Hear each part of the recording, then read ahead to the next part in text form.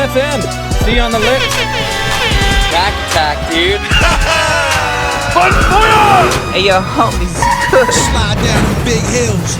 You know what I mean? On the big, nice burgundy snowboard. All right, welcome back to the Bomb Hole, which is presented by Pub Beer and Run Through a Wall Smelling Salts. Now, today we got some guest hosts in the booth today. We got Sage Kotzeberg, Scott Blum. How you guys doing? Chilling. Doing well. You know me. I like the booth. You're kind of a natural in the I'm booth. a booth addict. Yeah, he's a booth addict. He's actually a king of banter as well. Yeah. And the guest today is Jeremy Stenberg, a.k.a. Twitch. How you doing, Jeremy? Chilling. Well, we are happy to have you in the booth. For the listeners that don't know who you are, we got a little brief description here. Jeremy is a pioneer and icon in freestyle motocross, pioneer free riding, as well as godfather of style on a dirt bike. He's a style god. He's got 17 X Games medals. He's won everything you can win in freestyle moto. He also raced off-road trucks. He won the 2010 Super Light Season Championship. He's a great family man. He's an entrepreneur. He's been crushing it with his brand DBK, which is Dirt Bike Kids, the hat I'm wearing. But it's gonna be a banter marathon here. It's gonna be a good show today, guys. We're excited. So let's start with what brings you here to Salt Lake, Twitch? Monster brought us out. We're doing demos this weekend for Supercross last round. It's been good. We've jumped at like 14 of the 17 rounds this year, so we've been having fun. To the layman, like Sage, for example, what is a demo that you're doing? For us, we're basically just doing a half-ass X Games run for 15 minutes in the parking lot 3 times a day. And it's psycho for those that are unfamiliar. The thing that tripped me out is I was at Salt Lake Supercross watching you guys last year, and it was like no warm-up. We were talking about like a metal ramp and then like a giant airbag landing. What is it, 60 feet away? 75 feet away. And this guy just like pulls out down the parking lot and just wings a backflip, no warm-up, right out of the gate. Everyone's always like, oh, what time do you guys want to ride practice? We have practice scheduled for an hour. I'm like, the first show. I'm like, we jump the jump one time and then go into our tricks. Or if we're inside in front of everyone, we'll just jump it and flip it right off the bat. It's like, I've been doing this stuff for so long. I'm like, that feeling of like the distance you need to go. So just depending on what we're doing and where we're at, if it's important, I'll just come out and do like a flip whip right off the bat or something. Damn, dude. Psycho. That's heavy. That's when you know you're old, is like when you feel that comfortable. I've been doing it forever. Well, the thing that's wild too is like you guys got mechanical issues too. Like as snowboarders, we just go off the damn jump and you're good. But it's like if your guy's bike stalls out, you can get mangled, right? Yeah, I have a lot. Has that Times. happened? Yeah. No. Explain how that happens. I've ran out of gas like 2 times going off of a jump. It's always when the filmers was like, one more time, hit it one more time. I'm like, yeah, I got this. Went to go do a big flip whip when I first learned them and ran out of gas right off the lip. That one sucked. I've had some good crashes. And then so your bike, like the tires stop spinning, so you're not able to get your rotation around. Yeah. It's basically like hitting the brakes, essentially. Basically. Yeah, going off the ramp with no power when you need all the power. What about elevation? Like up here, is it a little different? Yeah, we always set the ramp a little bit slower. Like last weekend, I think we were at like, what are we here? We were 5,000. Yeah, we were at 5,800 last weekend, and we had the ramp set at 72, but you were hitting it like 85. Like you were hitting it pretty fast. Like I was cooking going down. So here should be a little bit better. We'll probably keep it at the same distance and then hit it normal. Killer. Well, let's run it back to the early days. How'd you find dirt bikes? Man, my dad rode, my mom rode, my grandparents, and I grew up in a really shitty neighborhood down in San Diego. So like all my buddies that I grew up with were either in a gang, selling drugs to their brother, or just running from cops all the time. So my dad would just take me riding every single day. And I ended up running into the dudes from SMP I was probably 15 years old. It was like Brian Manley, Milo Myers, and all those dudes riding at Palm Avenue at my local spot. And they're like, hey, we're going to start this thing called freestyle. Like, we want to pay you guys to jump. And I went back and told my dad, he's like, ain't no one going to fucking pay you to jump. He's like, you race for dough. He's like, no one's going to pay you to jump. We went down and had a meeting, and the guys were like, we'll give you $300 a month. We went home that day, and my dad tore down all the tracks and just built jumps everywhere. And I always like to show off anyways. Like, even at the local track, like, I would lap the triple all day, just do whips. Like, and I grew up riding BMX a bunch, so I was already doing tricks. So when I started seeing like Metzger and Deegan and all those dudes doing the same thing, I'm like, I do that same shit on my BMX bike. Like, I'm going to try it on my dirt bike. Like, I ride every day. And then from then, it just literally, I was at the right place at the right time. And I started making money doing this when I was 15. And I'm 40. I'll be 42 this year. Damn. So I got some longevity. Hell yeah. That's a hell of a run. I think about, you're talking about so you grew up racing, right? Yeah. So that's kind of a whole different culture because racing is just like you're trying to go faster than the guy next to you. I feel like there's not always like style isn't as emphasized as maybe freestyle. No, like for me, my big thing, like I'd rather be really slow and look good than to be really fast and look like a squid and not have style. Like, so I've always had style I've always been into dudes that actually have style, like with skating, snowboard, BMX, like all my favorite dudes were always the dudes that had the best style. And I'm like, I don't care if they can go out and not win a contest. I'm like, they look way better than other dudes. So I've always tried to like base my career kind of around that. Like I always would slow-mo videos of Jeremy McGrath growing up because his style of just riding from the corner to the jump looks sick. I'm like, I got to ride like that, So style for me has always been like a big thing. Like I'd rather lose a contest and look really fucking dope than to win a contest and be like, yeah, it's just a contest. Like, because for us, like a lot of the tricks for contests were really close. And some of them to me, I'm like, that looks lame. Like I'm not going to do that trick just because I didn't like the way it looked or the style I did. So sometimes it hurt me and sometimes it helped. That's wild. What do you think the similarities between, like, do you see similarities between what you guys do on dirt bikes and snowboarding and skating? What are like the crossover things you see? Honestly, just style, because like a lot of dudes snowboard and like have dope style, and you see some dudes that will go win every contest where you're like, dude, his style is terrible. Like everyone around you, your whole crew knows. So it's like, I'd rather have more respect for my crew than the dudes that are judging me.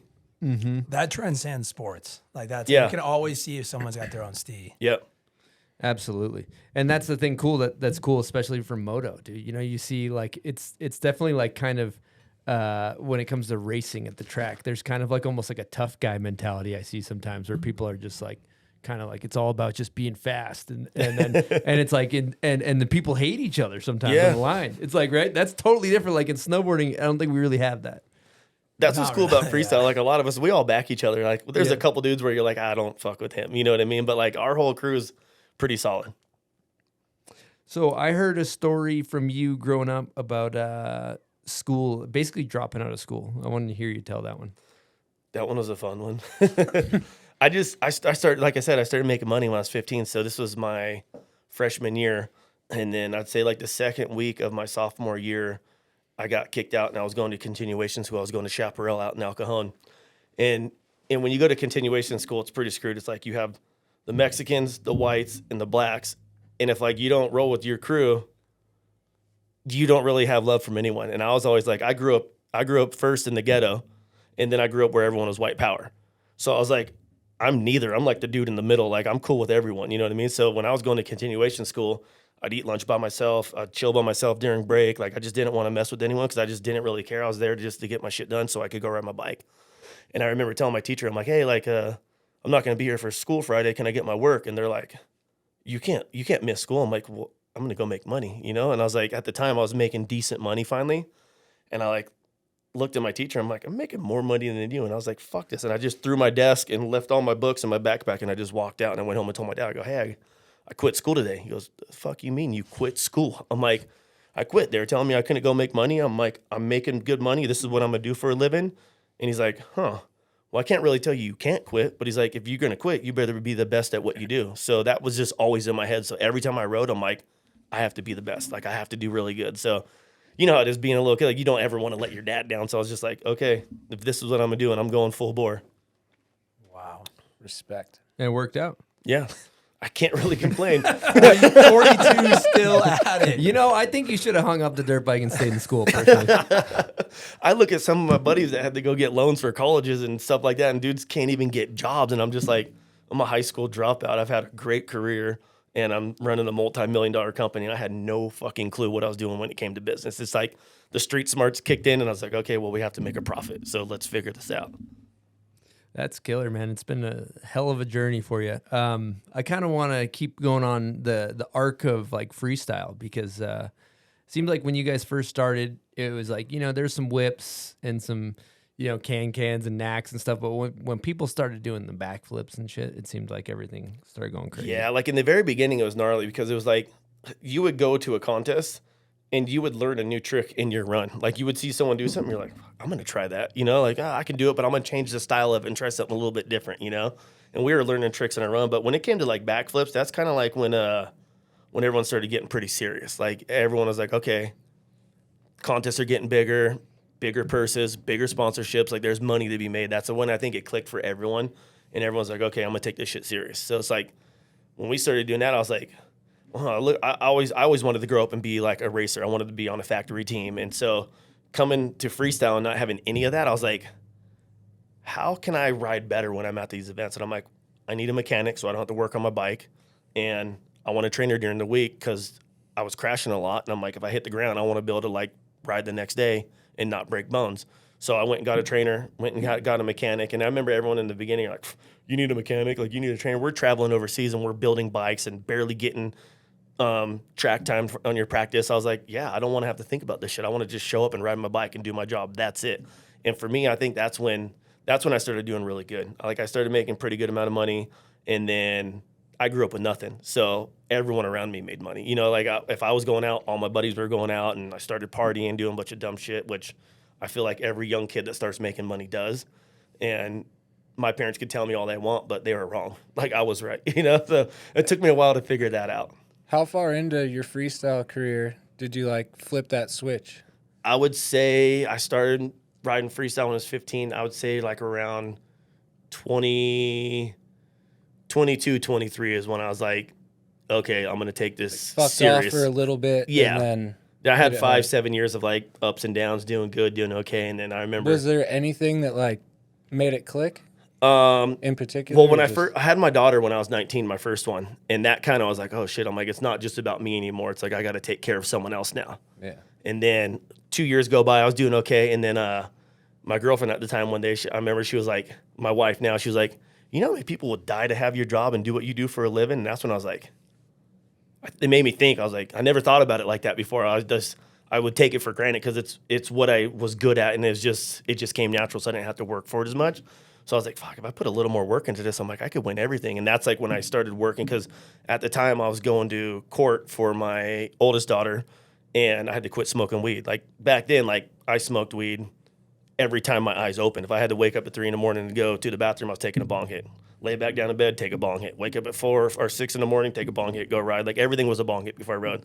So I quit smoking for a year and a half, and then was riding my ass off and started winning everything.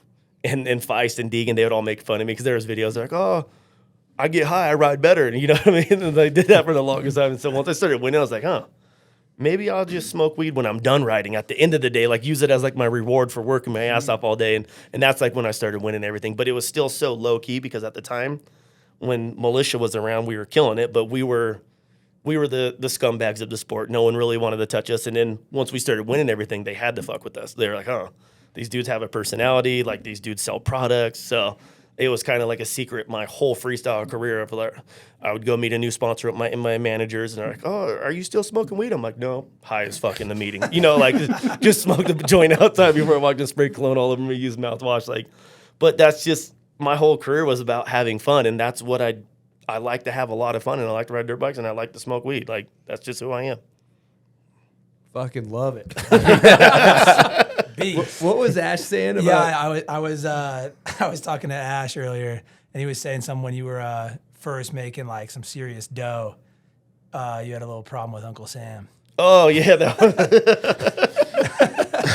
yeah. When I first started making really good money, I didn't pay taxes for like 3 years. I was just like, I'd see these bills come to the mail. I'm like, I ain't fucking paying.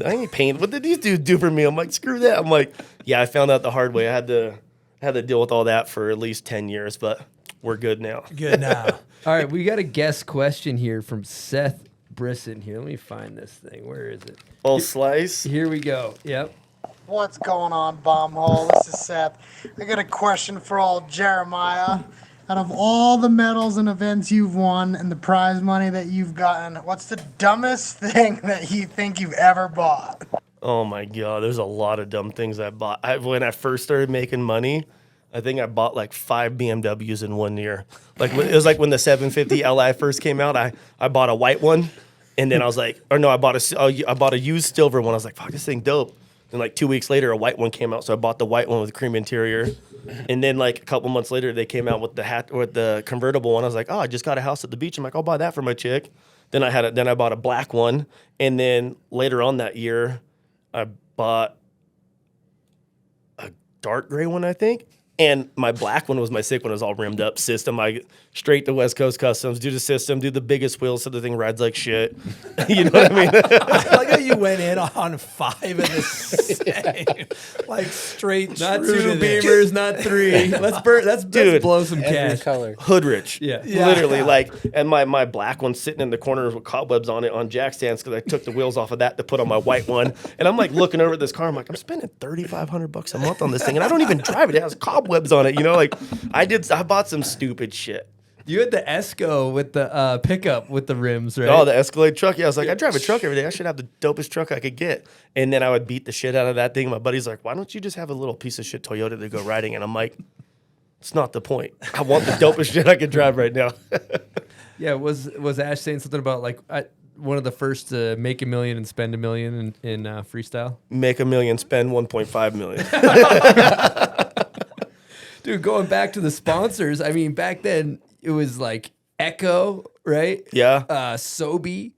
I mean, Famous maybe came around. There's some wild shit back in Back the day. then, it was like Sobe, Echo, who else?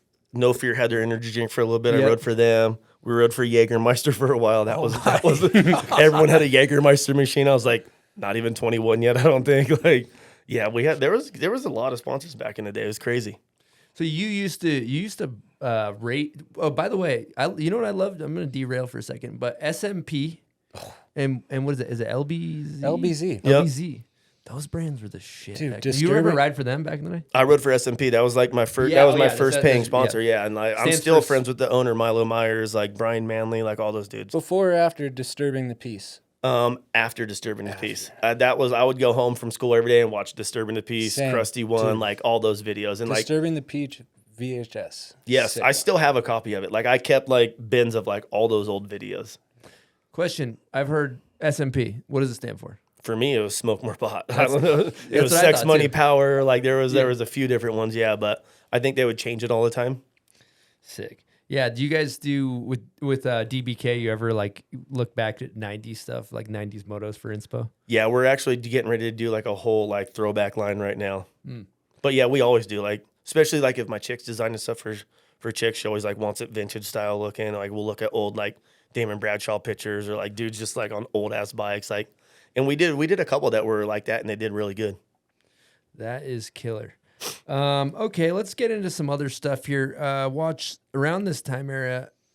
I saw the Vin Diesel stunt. I watched the whole video behind that with the giant explosion. Do you guys know about this? The Triple yeah. X. Yeah. Yeah. Yeah, walk us through that. Big ass whole- barn, right? Yeah, that was the gnarliest thing I've ever done on a dirt bike, probably. Like, so originally it was Chris Rourke and Link Ogle who got the part because their body build were closer to Vin Diesel at the time. And those dudes went up there. Rourke was just coming off of a blown knee. He blew his knee out. I think it was his second time. And then Link Ogle just wasn't really riding that much. So they were up there for 2 weeks and no one had hit the jumps. And Brian Manley called me. He's like, hey, can you come up and save the day and like jump these jumps real quick? I was like, sure. He's like, but you got to ride their bike. I'm like, I can't jump them on my own bike. He's like, no, you got to ride the Husky. I was like, and back then the Husky was a pile of shit. Like it was just like it would be like you guys jumping on a snowboard that like nobody touches where you're like, I don't know nothing about this thing. Like it sucks, you know? So I was like, okay. So I went up, jumped the jumps, and the director came over to me. He's like, you want to fill in and you want to do all the stunts for the movie? I'm like, yeah, hell yeah. Like I'm broke as hell. Like I'll take any work right now. So I ended up getting the part, and then our set times every day were from 6 at night till 6 in the morning. And it was a trip because like I've never rode that late before. You know what I mean? It's freezing every night. But the first stunt we did, I think Link Ogle did the first stunt where he did like a double can over the dude. We had these little rinky dink ass trailers where it was like a 1 bedroom with like a heater and like that was it, you know? We did the one stunt and right afterwards, Link Ogle looks over at the director. He goes, when the fuck do we get our trailers? Because all the actors had like fifth wheels that were like dope as hell. And he goes, when the fuck do we get our trailers? And I want one of those chairs with my name on it. And the guy goes, you guys will have a trailer tonight and we'll have chairs tomorrow for you. It was so sick. So after that, like we did the stunts and it was pretty cool. Like Vin Diesel every once in a while would come over and be like, hey, can you guys teach me how to ride? So we'd be out back trying to teach him how to ride at like 3, 4 in the morning. And people from the set would just come running down like, what are you doing? He can't get hurt. It will ruin our movie. Like they would freak out on us. We're like, he came to us to ask him. I'm like, we're on his movie. I ain't gonna tell him no. I won't teach you how to ride. You know what I mean? So it was cool. It was definitely a good experience. What was the jump like? The jump with the jump over the barn was gnarly because we could only do one take because they had to blow it up during the scene. And Like one take, whole deal. They one couldn't take. I got the reset test. it? I got the test jump it a couple times. Yeah. But that was like basically it left from there to go to the next scene, and so that whole building blew up apart. How big's the jump? The jump was 82 feet to the peak, and normally like our gaps are set at 75, so we had to pop the ramp. And like when I was jumping it, I was barely getting over the crest of it. Fuck. And then you would drop, and the landing would go down, and then it would have like an ease, like the deck, and then drop off. So I was like, if you over jump this thing too bad, like you're gonna tuck your front wheel off the roof, and you're gonna like face plant down, you know. So I jumped it maybe like 4 or 5 times, and I was like, all right, let's go. But like once you say let's go, and like you hear machine guns going off, you have the helicopter chasing you, and I'm just like, oh fuck. So I jumped this jump, and I over jumped it a little bit. But before I even got to the top of the roof, they were supposed to wait till I got to the middle of the roof to explode it. As I'm going up, and right before my front wheel gets there, I just see it go boom. And like the vibration of like, it was like the corrugated metal, you know, you see that just rumbling, and I see this thing lifting. I'm like, oh my God, I'm dead. Like I'm going to die right now, you know, like there's going to be no landing. And I landed and hauled ass off. And it was funny because my buddy had like some behind the scenes shit. And he's like, you can hear everyone, oh my God, he fucking made it. I'm like, fuck, you think I wasn't going to make it? Like, what the hell, you know? So it was gnarly. I was like, stunt work's no joke. Like, I got a lot of buddies that are in the stunt industry, and I'm like, when I see some of the crashes these dudes have to do, I'm like, you just did that willingly. I'm like, I don't want to crash like that, you know? But it was crazy. I was pumped I got to do it. It was definitely an experience, and I made really good money doing it. How much paper did you make? I think for just doing the actual stunts, there was like 4 different stunts I would do, and which was weird back then. Like when we were doing it, there was an adjustment. Like they would come up to you, they're like, okay, you got to do this jump. I'm like, okay, I want 15 grand. They're like, we'll do it for 10. I'm like, I'll do it for 12 because it's gnarly. They're like, okay, we'll give you 12. No It way. was- On yeah, spot. it was On like spot. right on spot. Like I never did it before. I'm young as hell. I'm like 22 maybe. You know what I mean? Like I don't know what the hell I'm doing. But my buddy's like, hey, they're gonna come up and try to do the adjustment right before you jump the jump. Then we got to the big one. They're like, oh, can you jump this thing with no helmet? I'm like, nope. I ain't jumping this thing without a helmet. Because I don't know, did you see the barbed wire one where I did a whip over Yeah, the I saw fence? that. Yeah. One I had no helmet on. Yeah. I was just like in makeup with like a mask. I had the Vin Diesel mask on and stuff like that. Diesel, man. Where is that thing? We would have to go into makeup every day for like 2 or 3 hours before we would start the set, and dude, the thing would get so itchy. Like by the end of the night, my nose was off like this because I'm like itching it the whole time. And it was funny because they would come after we did the first stunt. We would be sitting in our trailers, and at the time, like I was young as hell, so we would just be partying all night in the trailers. Like the whole trailer's hot box. They'd come knock on the door. They're like, "Your stunt's in 30 minutes," and I'm like, oh, cool. It's 5:45 in the morning. We're almost off work. We'd go do our stunt, and then we would go to the cabin, which was in Valencia at my buddy Porno Dave, who used to film all of our stuff. Me and him and Scummy would go there, and we would just ride all day long after we'd be on the movie set, and they would come out and party with me all night and film shit. Like, it was a cool experience for sure. Was that cash back in the day, or was it handshake? How was the cash? They would send me a Good check. check. Yeah. You never got to the big jump. I think I ended up making, I think for the big jump, I got 20 grand. I think like off just adjustments, I made like 60 grand. Damn. I was pretty stoked. But then the royalties started coming in, and that's when I was like making really good money. And I remember being broke as hell one day. I remember I got a check and I thought it was for $100. I just threw it in my passenger seat. And then one day my chick was like, oh, you have no money. What are we going to do? And I'm like, there's a check down there on the floor. And she picked it up. She goes, how long has this been in here? I'm like a month. She goes, it's for 10 grand. I thought it was $100. I just like opened it quick, saw a 1 and a 0. I'm like, oh, I'll just throw it down here. comma. Yeah, just like threw it on here. I was like, no fucking way. There's 10 grand down there, like just sitting in my truck. And that's when I was like, I better be smarter about my money. I'm like just throwing shit around, like young and dumb and trying to figure it out. Gotta respect it. I saw the video, and there was a clip of Vin Diesel had his own little weight setup where he'd get all pumped before he went on camera. Right before set, like I remember when I first walked on set, he's also, you're my stunt double now, and I was scrawny as hell back then, like 150 pounds. He grabbed my arm, he goes, we're gonna get you some overnight bulk. Overnight bulk. He's on my gym's right there if you want to hit it. I'm like, I'm good, dude. I've never been in there in my life, and I ain't gonna start now. That's so good.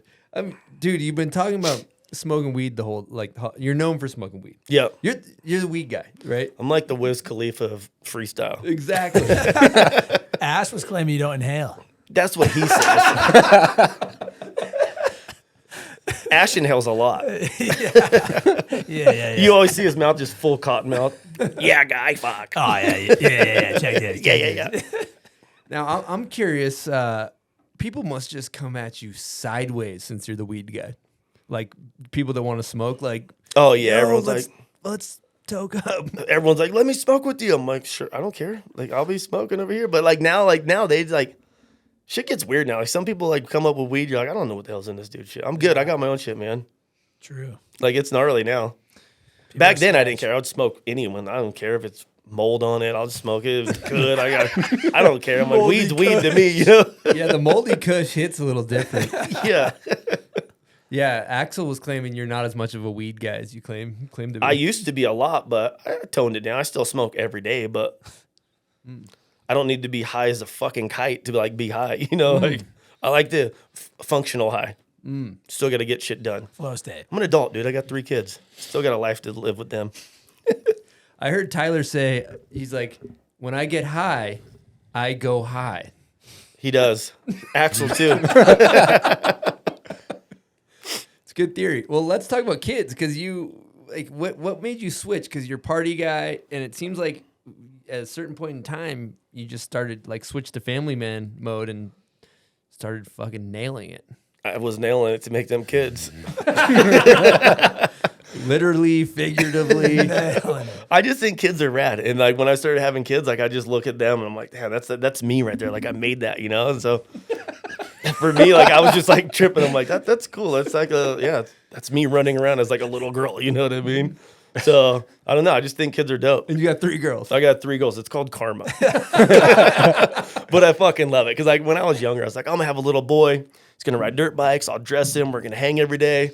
Now I see all my friends with little boys, and I'm like, man, they're little assholes. Or they're just wide open all day long. And I'm like, my girls are so chill. And like at the end of the day, they're still daddy's little girl, you know? So yeah, they definitely change you for sure. I was a piece of shit before I had kids.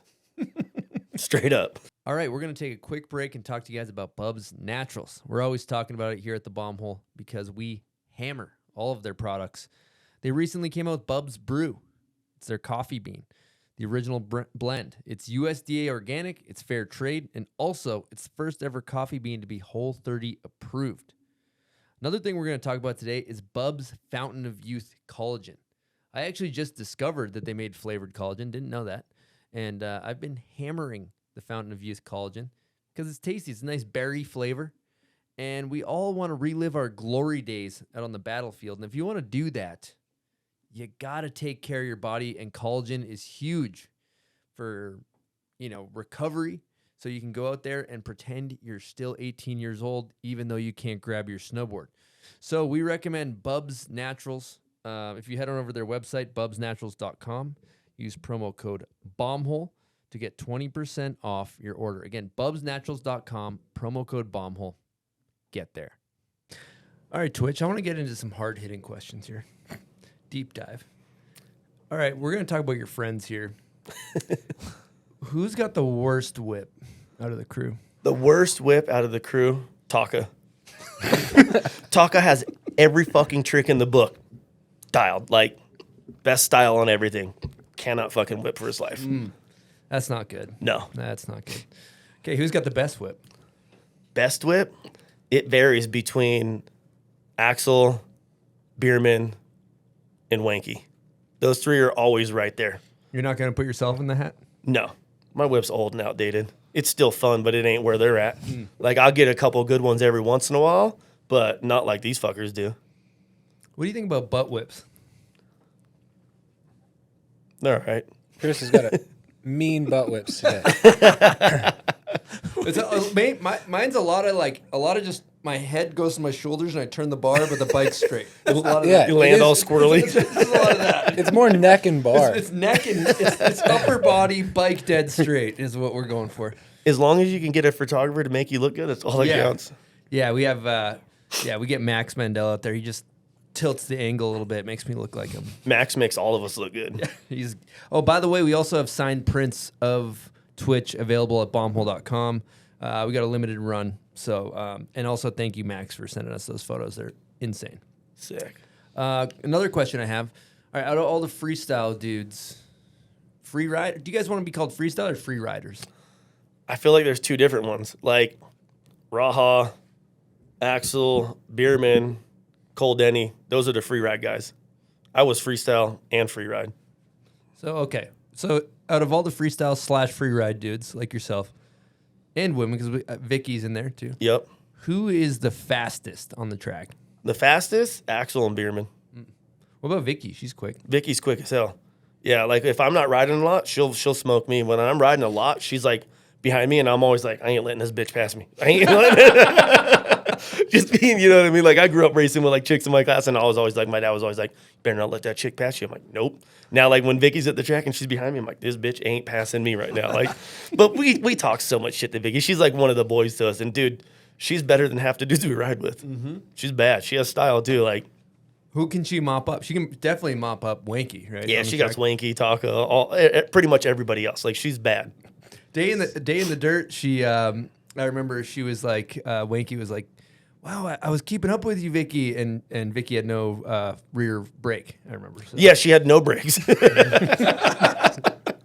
I think she lost her rear brake like the second or third lap, and like she just smokes him. So I was on a team with Vicky and Seth for what's the three person team called? There was what Bossa Nova. Was it I think it's Bossa Bossa Nova Nova, or yeah. Stunt GP? No, that's two people. Maybe Bossa Nova. Yeah, Blum and I were stunt GP. Was that the one where all three you guys are at the same time? Yeah, all at the same time. Yep. And I was out there at some point, and you were out there, and I followed you on a shortcut, you could say. Oh, dude, same within the one where you pass the wristband. Yeah. Yeah, the team race. Yeah. Yes. That's where the shortcuts start. I was at one point and I just saw you go cut the fucking whole track, and I was like, I'm using that line next fucking lap. When my arm pump gets bad and the back of the track gets all choppy, I'm like, yeah, fuck that. I'll just like jump over hay bales. I remember the one year, Kenny, who runs Fast House, Alexander, every time I come to this section, the hay bale would be moved back farther and farther. And every time I'd just be like, yacht, just jump right over it. And I'd look at them and just keep going. And then I remember looking at the score sheet. I came in and they're like, oh, you got third place. And I was like, no, I fucking didn't get third place. I'm like, I ain't claiming that trophy. I'm like, give it to the dude that deserves it. I was cutting the track. Mm-hmm. That's what I was wondering what your take was on that. Day in the dirt for me is just a fun ass race. Like I don't give a shit what place I got. I'm out there to have fun and drink some beers and ride bikes with my buddies and just like laugh the whole time and feel like a piece of shit and not want to touch a bike for a month afterwards because you ride so much. Mm-hmm. That's a fun one. Yeah, it's a good time. It is. It's a really good time. Yeah. What made you get back? Because you were just free riding, freestyle, motoing. What made you get back into racing? I grew up racing. Like that was always my dream. Like I always motored the track. Like I would go to the track once or twice a week. And so when I started riding for Fast House, Kenny's like, hey, like come out and race Day in the Dirt. And I raced Day in the Dirt probably 10 years ago before that with Deegan, and we won like the industry class. And it was fun. But from then I didn't touch a track. Like I didn't go race forever just because I was always so busy riding events. And every year I wanted to race Mammoth. There was like a Dew Tour or an X Games qualifier or something like that. So I never really got to go do all that. So when I started having time and not competing and doing a bunch of shows, I was like, man, I'm going to go hit some local races. Like rode Two-Stroke National, rode Day in the Dirt, rode a couple local races, and I was just having fun riding my bike. How's the fitness? Then it was good. Right now, it's not so much. I haven't touched it. What's Did that? you do Mammoth last year? No, I've still never got to race Mammoth yet. Should do it this year. I want to. It's so late. It is August or something this August year now, right? It got 25th. pushed deep. God, Mammoth made me want to have kids. It did, dude. This guy calls me last day of Mammoth, 30-minute phone call. Dude, we got to have kids. And I'm like, what the fuck are you talking about? Like, we just raced dirt bikes. What made you think that? Dude, we were racing. It's Father's Day weekend. Yep. And so we were Sunday. The last race was Josh Grant and who was he racing? Martinez. Yeah. And they Cole were Martinez, they were battling. battling. It was fucking insane. So They were just mean. wide open, like just and the track was hammered. Passing each other back and forth. Passing each other back and forth. And To I'm the at the wire. top of the hill, and and Josh Grant's kids are right next to me, and like didn't know that, but he'd be coming down the hill, and they'd be like going, "Let's go, Dad! Let's go! Come on!" Like, and I'm like, "Shit, man! I gotta have some kids." Like, it's Father's Day. They're cheering him on. Like, That's so rad. yeah. That's actually not this year, but that would be a good reason for you to race. Yeah. Too. Yeah. Bring your kids. They can cheer you on. They were cheering you on a Day in the Dirt. I saw them. Yep. Okay. Well, what about the Winter X Games? Winter X. You guys used to show up and ride. Do you remember this stage? That looks Yeah, so I was, sketchy. Like, probably right when I was. When did they stop doing that? 06 was the last year. Yeah. So I was in it a couple years after. Yeah. But always watching on TV. It was cool as hell looking on TV, but it was the most nerve-wracking and scariest event ever of the year. Sketch. So sketchy. So Like everyone's sketch. always like, "Oh, if you crash, it's probably not that bad." I'm like, "We're not landing on fucking snow. It's an ice cube that's as hard as concrete." Like, Because you can't have like a slushy landing. no. Yeah, it needs to be And like ice. when you would take off from the rut, it would go into like 27 different ruts, like your line, and like they would always have to put like the blue dye on it so you could see your line. Because sometimes like if it was like snowing a little bit, like you only had little tiny spikes in your tires. Our bikes run like shit up there. They're super slow. Two So- strokes? Two strokes, yeah. So you're always hitting the big jump, like third gear wide open. Like it was a big one. And dude, I seen Deegan crash. He broke both his arms, his femur, like dislocated the hip. Like that was no joke crashing up there. Did That- you wad up there? No. That was Deegan I'm thinking of. man. Yeah, I won the last year there. That was snow to snow though, right? Yeah. Not a ramp. Yep. Sketchy. Yeah, super sketchy. Their lips probably like 15 feet tall, like because everything had to be way bigger, and it just doesn't look good on TV if it's all small. So And you guys are jumping at night.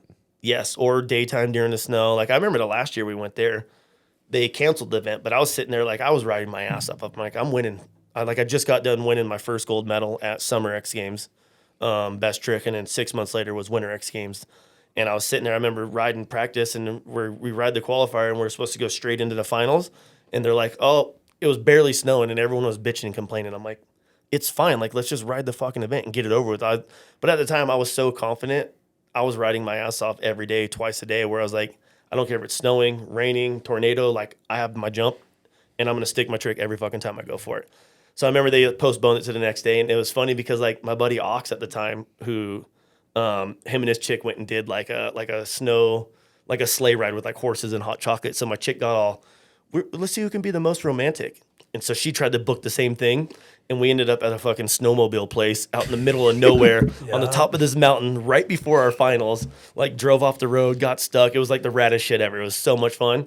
And I remember hauling ass back to X Games. I missed practice and went straight into the finals and won.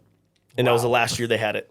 Boom. Gangster. It was pretty sick. Like I'll never forget Hell that of a X way to Games. end it. Yeah, I was But pretty stoked. You were just in that state of mind. Like there was Yeah. no other option. When you're on, you're on. Yeah. You know, you don't care what's going on around you. If it's windy, you're like, nah, I'm Honestly, good. it was like probably sick that you just showed up and just got it over with. I always notice like anytime I'm rushed to do something, your natural ability just kicks in and you just do it. You don't think about it. So for me, I was like, I saw Nate do a big old no-handed flip. I'm like, watch this, bitch. No-handed flip to cattle side settle lander. I'm like, done.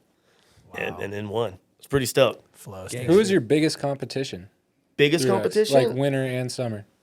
I would say summer. That was one thing I never got to do is I never won a freestyle gold No, medal. what person?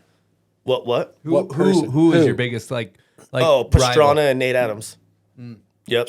So my 05 winter or summer X Biz trick was the first time I beat both of them. It was when Pastrana did like the bar spin and the bike broke. And then I remember I was on the Tony Hawk Boom Boom Huck Jam tour, and they sent us the course map, and there was a 92-foot dirt hit and a 75-foot ramp and like this little stupid thing Travis carved out of the back to do like that little mini flip bar spin. And they were like, we got there in practice, and like Bartram, all the dudes were like, oh, we're going to take the dirt jump out because no one's going to flip this thing. I was like, fuck you, I'm flipping this thing because I'm winning this event, you know? And I went out and just did a trick I was doing on the Boom Boom Huck Jam tour. I was just doing flip whip, no footers the whole time. And I got there and I flipped that jump and I went flip whip, no footer to one-hander lander. And at the time, no one was doing any of those. And for me to do it on their dirt hit, like the first time I jumped in qualifying or in practice, I did it. I looked over and Cameron Steele was like, you're going to win this event. And I'm like, I've never won a medal before, like nothing, you know? So for me to go out there and do that in my hometown, like I was so stoked. Like that, I think that was like the game changer for me where I was like, I can beat all these fuckers. Like I can do this, you know? That's killer. Sometimes it takes that one moment. It does, and you're you like- just get a boost of confidence. Yeah, What, it's like what when was the people- one-liner you said from Billinos? Sorry to interrupt you. Don't be scared to win. Yeah. Yeah, because like so many people they think they want to win. Like, yeah, I win, and you show up, and everyone's like, I kind of half-ass it or something. Yeah, just or lightweight a little bit. you always have an excuse. You of have like, an excuse. yeah. People are like, dude, I was just like not feeling it. I didn't sleep good last night. Yeah, whatever. my And back's sometimes sore. it just takes that one moment. You're like, yo, I'm gonna win this thing. Yep. And like, and then you're on that just like that level. Yeah. You know you can beat other people. You know you did it, so you know it's possible every Yeah. time you show up. You see it in like sports teams too. Like it's not just like an individual thing. Like when everything is clicking together, it's good, and it takes people a while to get out of a funk. Yeah, right around that time in 06 too was like when me and Nate Adams became pretty good friends. Like we were always cool before that, but like we would go to an event and he would win or I would win. We started battling back and forth, and I he lived right down the road from me. I hit him up one day. I'm like, dude, we should start riding together every day. I'm like, because you know how practice goes. It's still a competition. Like you're still trying to be better than that dude that the whole day. You know, it's just how it is. Like with our competitiveness. So we started riding together every single day, and like every day was a contest. Every day was like an X Games run in the backyard twice a day. Like we'd be just firing tricks off. Like, oh, he learned that, fuck it, I'm gonna try it. Or I'd learn something, he's gonna learn it. So at the end of the day, when we would show up to an event, we would always know, okay, best man's gonna win today. Like, let's go. And we would always pick last practice. That was like our thing. We'd always show up early. We're like, let's do last practice, because we would always be the ones that would flip a new jump first. Everyone else would flip it after they seen someone do it. So me and Nate were like, fuck that. We always go out first practice and flip something, and then they know they can flip it. So we started going out last practice, and then we would flip it we would go out last, and then you'd only get 2 practices. In our second practice, we'd flip all the big jumps that no one else wanted to do. So they would have to do it in qualifying the next day. So we had always had an upper hand on everybody. Wow. Smart. You see that in slopestyle, like people start biting each other's run. You experience that, Colonel K? Yeah, for sure. You see everyone's rails runs or your jump run, and you're like, oh, I can do that on that jump. Yep. When you didn't think it was, it's crazy. Yeah. So for us, that's when I was like, dude, let's just ride together every day, and whenever we get there, we're gonna be 1 and 2. That's regardless. sick you had that with him. Like Yeah. 1 and 2, and they're like homies. Because you think about like a lot of the racers, like everyone's trying to hide shit from each other. They're hiding injuries and hiding this. And I looked at Nate, I'm like, dude, you're the best. I'm one of the best. Like, let's just push each other every day so we're always on the podium. And we did that for years. And you made some money. Yeah. Had to pay them taxes on dog. Let's talk. Uncle Sam. Let's talk like big events. What's the most you ever took home at like a single event? Probably X Games when the purse used to be like 50 G's, and then like Echo would match your bonus, so it'd get another 50 G's, and then like That's one beamer. That's one beamer. Right Yeah. there. yeah. 1 of 5. Gray beamer. Let's put that bitch on jack stands because we got to get a new one over here, and I want those wheels. Tires. Yeah. Yeah, I would say like the most I've ever won at an actual event, probably like back in like the prime, like 06 to like 08, you'd probably win in like 150 grand. Wow. Like with bonuses and everything. Because back then, like a lot of my shit was bonuses. Like I didn't really have a good salary, but I'm like, hey, put in big bonuses because I'm gonna win those motherfuckers. Like it gave me something to work for. Hey, you were on some fucking crazy big time shit back in the day with MTV and all that. Like, what's the thing that people come up to you the most about? Like any of that? They're like, I remember your true life from MTV. I have Tourette's. I'm yeah. that was so long ago, dude. You had an MTV. Yeah. On True Life. I remember. Wow. Yeah. So yeah, let's talk about that because I don't know if our listeners know that you have Tourette's. I'd love to hear about Yeah, that. it was crazy. Like the MTV hit us up one day, like, hey, we're doing this TV show. I have Tourette's, and like they came out and filmed a bunch of shit. It was like kind of like a little mini reality show, you know what I mean? And I did that for a few months, and then when it came out, I was like, I felt bad because like some of the other people that actually had Tourette's were gnarly. Like they would just like could not control it. I'm like, my case is so mild. It's like I shake my head or I get little ticks here and there. Like it's never stopped me from doing anything. People are always like, oh, how do you do that? I'm like, I just fucking do it. Like I just ride. Like whenever I'm riding I do it more when I get nervous or excited about something. Like that's when I'll do it more. But everyone's like, how come whenever you hit a jump, you don't do it? I'm like, because I'm focusing on what I need to do. It's like I always do it before I turn the corner and after I land a jump. And a lot of times everyone's always like, man, I seen you riding out there. Were you just not happy with your run? Every time you landed, you were shaking your head no. I'm like, no, that's my Tourette's, dude. And it was funny too, because in like in like high school all the time, my buddy would always be like, hey, do something. I'm like, fuck, shit. And like my buddies would be dying laughing. The teacher would be like, oh, it's okay, he has Tourette's. So like, I would use that to my advantage all the time, you know, like, yeah, like all the time. Why would you stop doing that? Yeah. Be in the grocery store. Fuck! But like even like growing up, like you know how kids are. Like kids are fucking mean. So like I would get in fights all the time because I'd see dudes shaking his head or talking shit or like walk by and hear him talking shit. And I just got to the point where I just turn around and just start punching people. I'm like, fuck you. You know what I mean? Like I can't help this shit that I have. Like, and they had like tried to put me on medication for the longest time, but I would literally go to school and sleep from like period 1 to period 4 and then be wide awake the rest of the day. And I think I quit taking medication when I was like 13, 14. I was like, this shit don't do anything but make me get tired. But I did notice like as I got a little bit older, like smoking weed always calmed it down for me a lot. So dirt bikes and smoking weed, would you say that's your medication? Yes. Clean. Works good. Dude, Yeah, Yeah. Still working. Fuck. Still going. dude, straight Blum and I went to the track I'm this on that. morning. We're feeling great. Did you guys get stoned? No, I didn't. See, you would have had better whips. Your whips have been way better.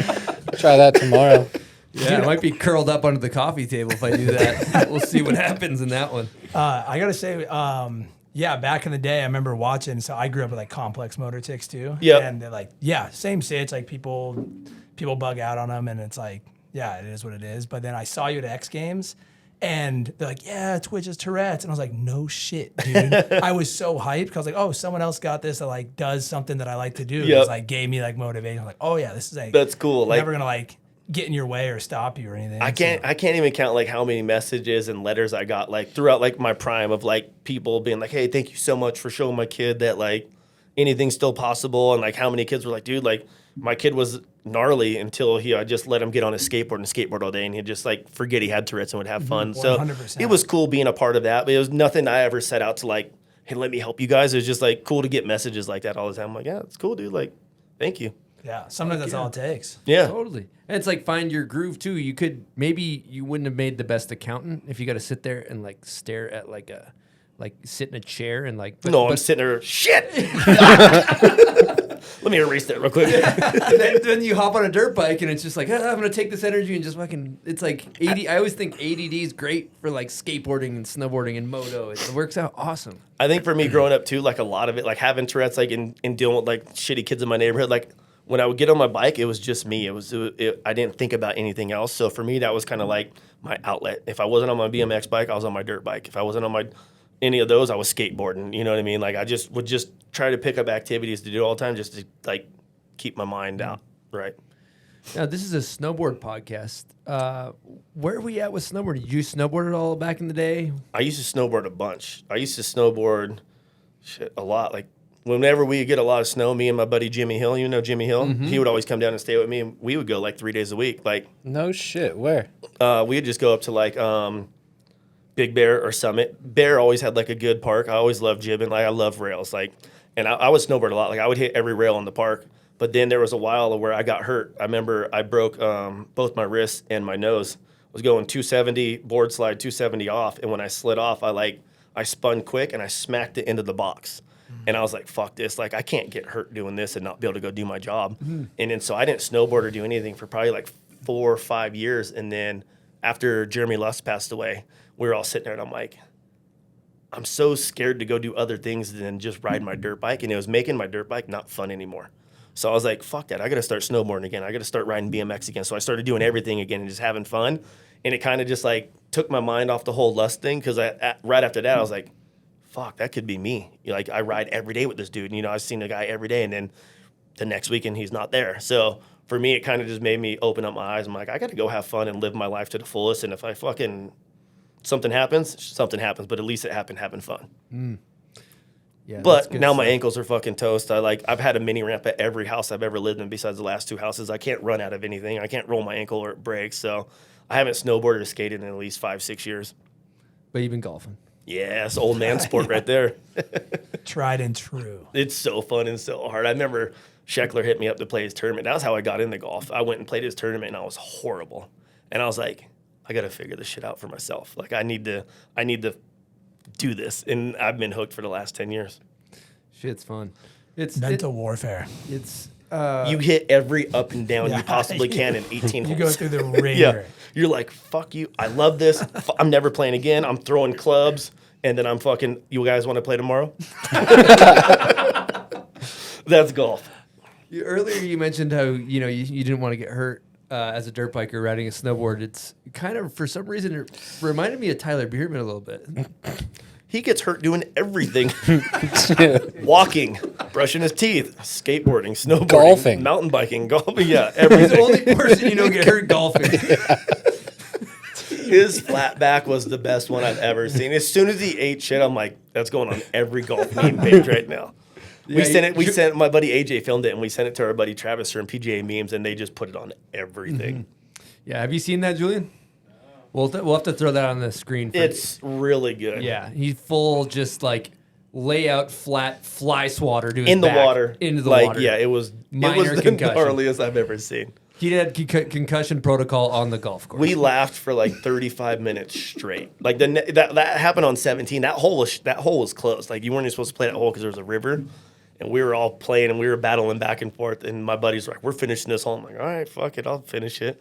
And I was the first one to jump back across. Like we all ran and jumped across. And when we came back, you had to run down like this little hill. And when we jumped across, I was like, in my mind, I was like, don't two-step land this thing. Like, I was like, fuck it, just put a foot in the water. Because in my mind, I'm like, you're going to eat shit and it's going to be on every meme page. And then I'm like dying laughing. I look at my buddy. I'm like, you better film Bierman's ass because he can't run. His ankles are worse than mine. And Bierman came and just went 2 feet, just back splat, like flat on his back. I was dying, dude.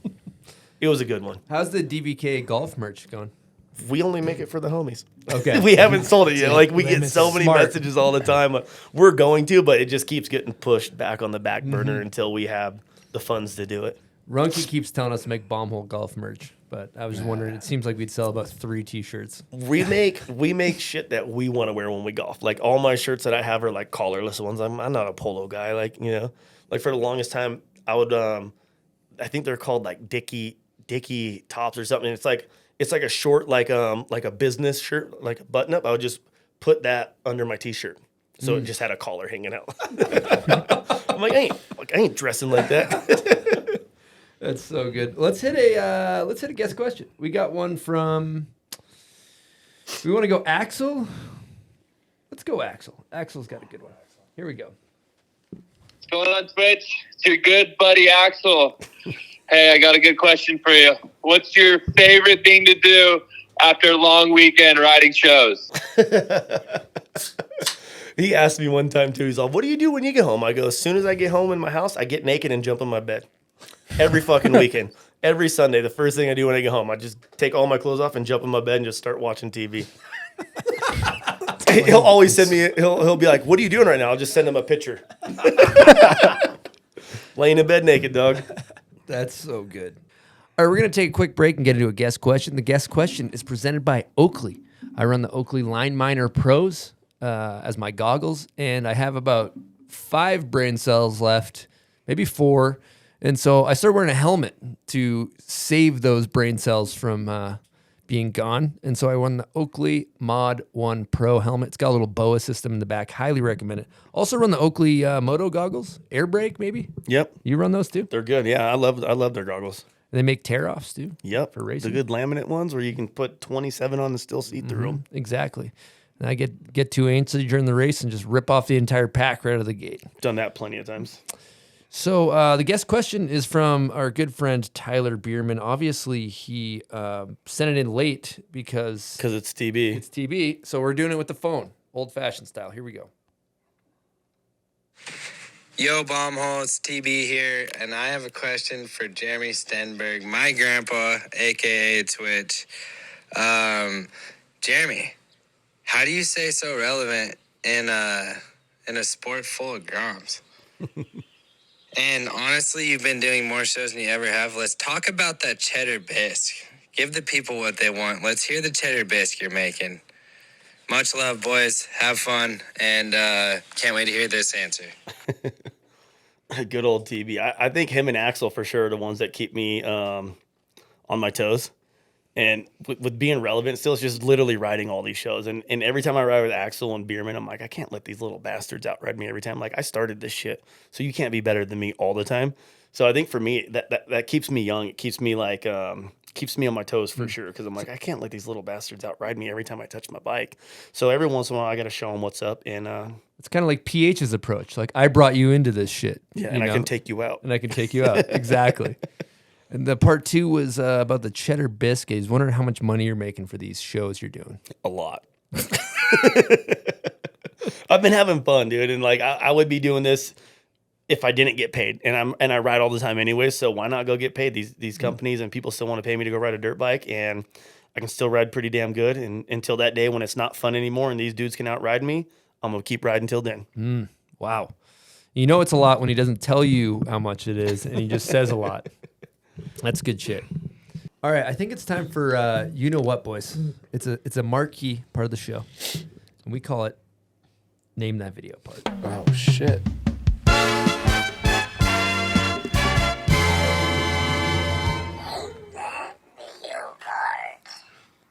Okay, Twitch, are you familiar with the concept of name that video part? Yes.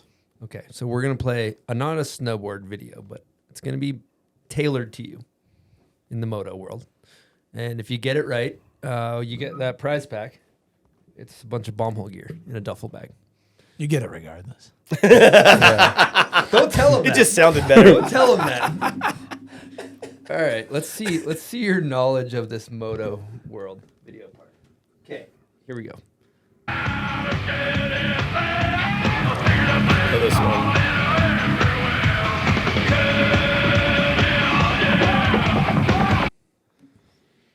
Fuck, I know this song and I know the part, but I can't think of who's writing and where it's. Play it one more time. It might be a montage.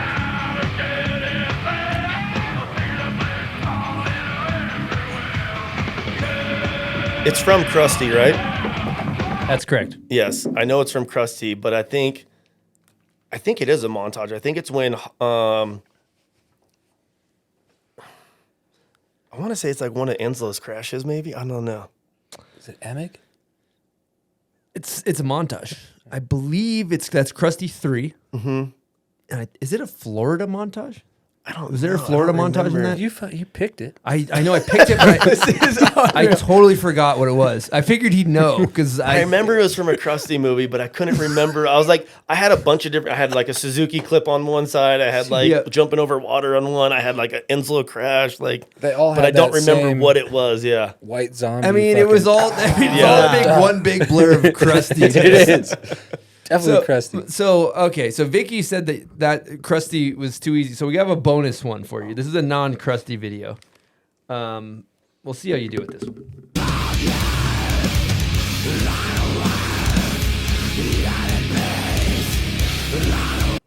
it's definitely not a video I watched a lot or liked. That's for sure.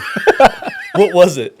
Well, that's a clip of you in like Transworld motocross, stones and Stone spray Stone sandwich. spray Stone sandwich. spray sandwich. Wasn't a fan of it. No, It's literally dude. The soundtrack in that video sucked. No, for Hey. me, like so when I think of a video part and when I pick a song, it's shit that I listen to. You don't listen to that? No. No. And it's like, I remember watching videos of McGrath back in the day, and I'm like, oh, that's cool. He listens to this song. And then there's certain songs where I'm like, I don't like this fucking song at all. Like, so for me, whenever I got older and I would do video parts, like, I would always pick my own songs because I'm like, that's a representation of you. Mm-hmm. So, yeah, I wasn't a fan of that. Couple things like that is a clip literally of you on your dirt bike while that's playing, which is amazing that you didn't know it. And then And I probably watched that movie once. Eli Tomac has a video part in that, and he's a baby on a Suzuki. Yep. He's like looks like he's 5, and he's playing video games, getting interviewed, and it was amazing.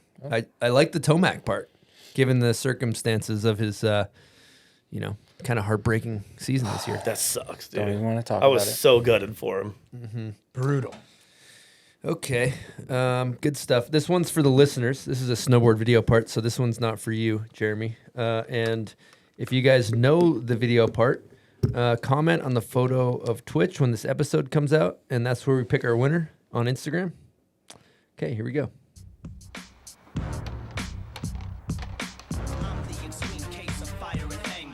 Sage already knows. You guys know what that is? That was That's correct. I just watched it 2 days ago. Do you know which part? It's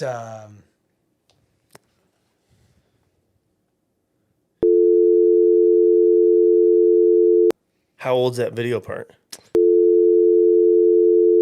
Think-ish, around that area. You know who it made me think of right off the back was Mark Frank Montoya. That would be a good Marco part. That is very Marco-esque, but it's not him. Oh, You edit. Can you beep out? Can you beep out all our voices? All right. Well, you know Marco. Yep. Who? Let's talk about a couple of your favorite snowboarders. Then. Dude, I don't really watch anything anymore, but obviously Sage, Colonel Cox.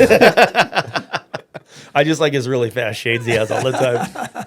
Always. I like how he brought it back to like, fuck it. Yeah. It's sick. Dude, you watch some old videos. You guys were repping those exact shades. Probably. Yeah, for That's sure. when people start wearing fitted hats again now, I was like, when I got on Monster, the most hyped, I was like 17. So hyped to get the fitted caps. Yep. It's just like put them on, like I made it. And now everyone's like, oh yeah, fitted caps. I'm like, dude, I never thought they were whack. Some That's flex fit. funny. The deep dishes. Yeah. Deep dish. I always double ear tuck. Yeah, you tuck the ears? Yeah. Yeah. Got the Cooper. I Webb. like get so picky. We started making all of our own hats because a lot of the times, like for a while there, we couldn't even buy new eras. So I'm like, let's just make our own. That's sick. Sick. So I went to Red Bull Imagination last year. The kid kind of put on for a city out there. That was sick. I want to hear you maybe talk about the backflip or that like kind of unlocking that gap would be cool. That event is insane. Like I wish I had that when we were competing. We had stuff kind of like that. Like Renner set out to do with Red Bull and did like Ride the Hills. Him and Doug Parsons. Doug Parsons was probably one of the first ones really pushing for like free ride events like that. And I remember they had it up at that dude Danimals or Jackpots and a few other places. But for Bierman to take it to the next level and do what he did for our sport was pretty dope. Like, I remember the first year I went, I was like sitting there watching these dudes hit shit where I'm just like, oh my God. Like, I remember when I was like, I wanted to go out and jump everything first. I remember sitting there going, I don't want to jump one jump here. And then the second year went by and I'm like, I'm bringing a bike next year. You guys look like you had so much fun.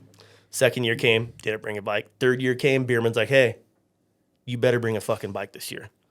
And like I was almost like not gonna bring a bike, and I was like, fuck it. It's like a once in a lifetime thing to get to go out there and ride these jumps. And it's all the way out in Kansas. We're never out there. So I was like, I'll come out and ride one of the days.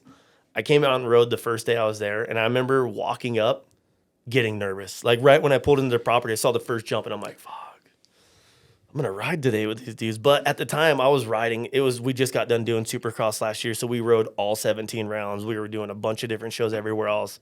I just came off of riding Calgary Stampede where we ride for 2 weeks straight. So at the point I was like, I'll jump anything right now. Like my timing's so good. And I remember getting there and everyone's like, you going to ride the morning session or afternoon session with us? I'm like, maybe I'll ride the afternoon. Like I want to watch everyone ride the jumps. Like they were already there for 3 days jumping shit. And then I remember walking over to the trailer, I was so nervous. I'm like, I got to go shit right now. I'm like, I got to get over here. And as I'm walking to the bathroom, I'm like, fuck it. I'm going to shit and gear up and not say shit and just go start riding. So I hurried and geared up and I went down to the bottom of the course where no one was at. And I just started riding jumps myself.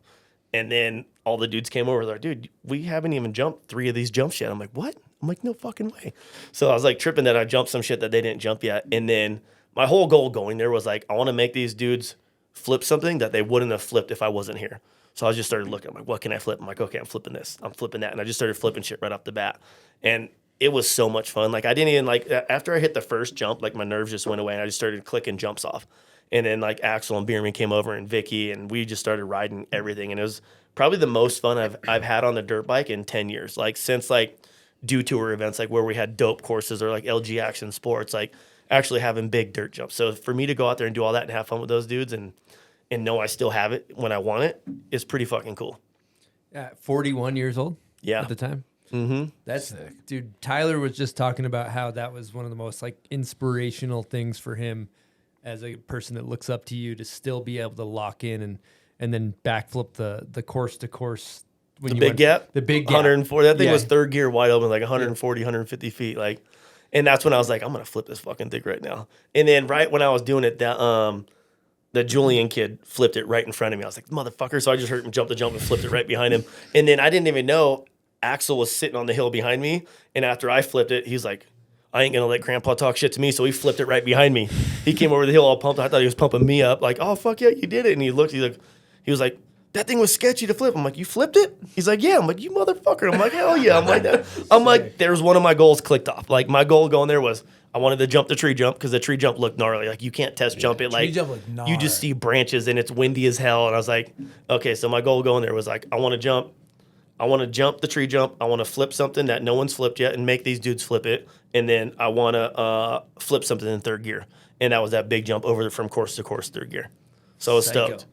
What about watching Tyler open up that gap?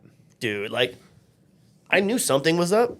I didn't even like look at that jump yet. Like I didn't even like really notice it. And I was sitting there, and as we walked up, he was like riding by. It was like early in the morning. He was riding by, and like looking. I could see him looking over the jump. And when he looked over, he almost ran over one of the photographers. Like he almost hit someone.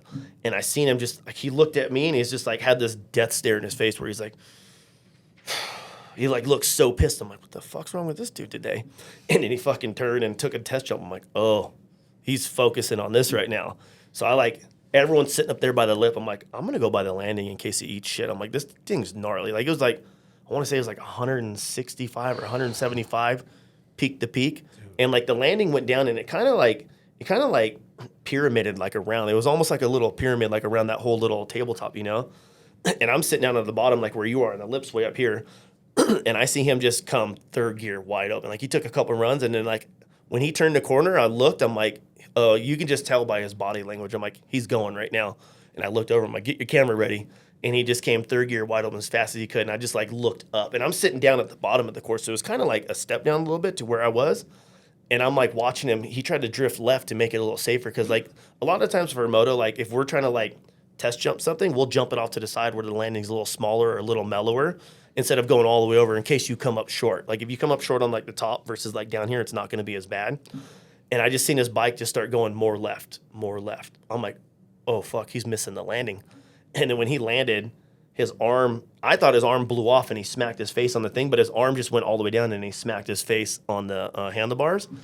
And he was only back on his bike for like maybe he rode my house 3 times before he went out to Imagination after coming off a gnarly injury. Or he watered at Mammoth. That was Yeah, so he compounded his arm, got knocked out for like 8 minutes or something like that. He came to my house and rode the 75-foot jump 2 or 3 times before he went out there. And when I seen him doing that, I'm like, oh, fuck, his arm's done. Like, I thought he broke his arm again because how he landed. And I just rolled over to him, and I'm just like, he's like almost like in tears. He's just like tripping, and everyone's just like, ah, and he's just all, fuck. He was so pissed that he went to the side and almost crashed. Then he went back up, got his head clear and came back and just greased it again. And then, like, I looked at Axel. Axel's like, fuck. It's like, I got to jump that now. But Axel was cool. Like, a lot of times, like, what bothers a lot of us is, like, say someone goes and does something gnarly for the first time at an event. When the dude right next to you is like, fuck that, and he goes and jumps it right away, it's kind of, like, disrespectful for us. You know what I mean? You're like, let this dude have the limelight right now. Like, he just did something gnarly. And so, for Axel, he just, like, cool, sucked it up, came back the next day, jumped it in his run of the contest. Didn't even fuck with it. It was like, all right, Bierman did it, I'll do it, but I'm going to wait a day. You know, like, that's cool. Like, to see those dudes play off of each other, those dudes are probably, like, 2 of the gnarliest guys in our sport right now, and to see how tight they are, and, like, they're homies. Like, they kick it all the time, and they just feed off of each other. It's so sick to see. It's like, it felt like it was me when I was younger with me and Nate, like, for the contest side of shit. Like, oh, you did that? I'm going to do it too, but out of respect, I'll wait a day, or I'll do it some, you know what I mean? Like, so that stuff goes a long way in our sport, I feel like.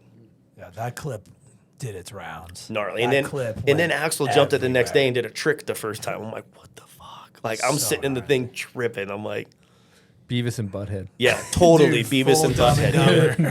100%. Yeah. And they just laugh about it like that too.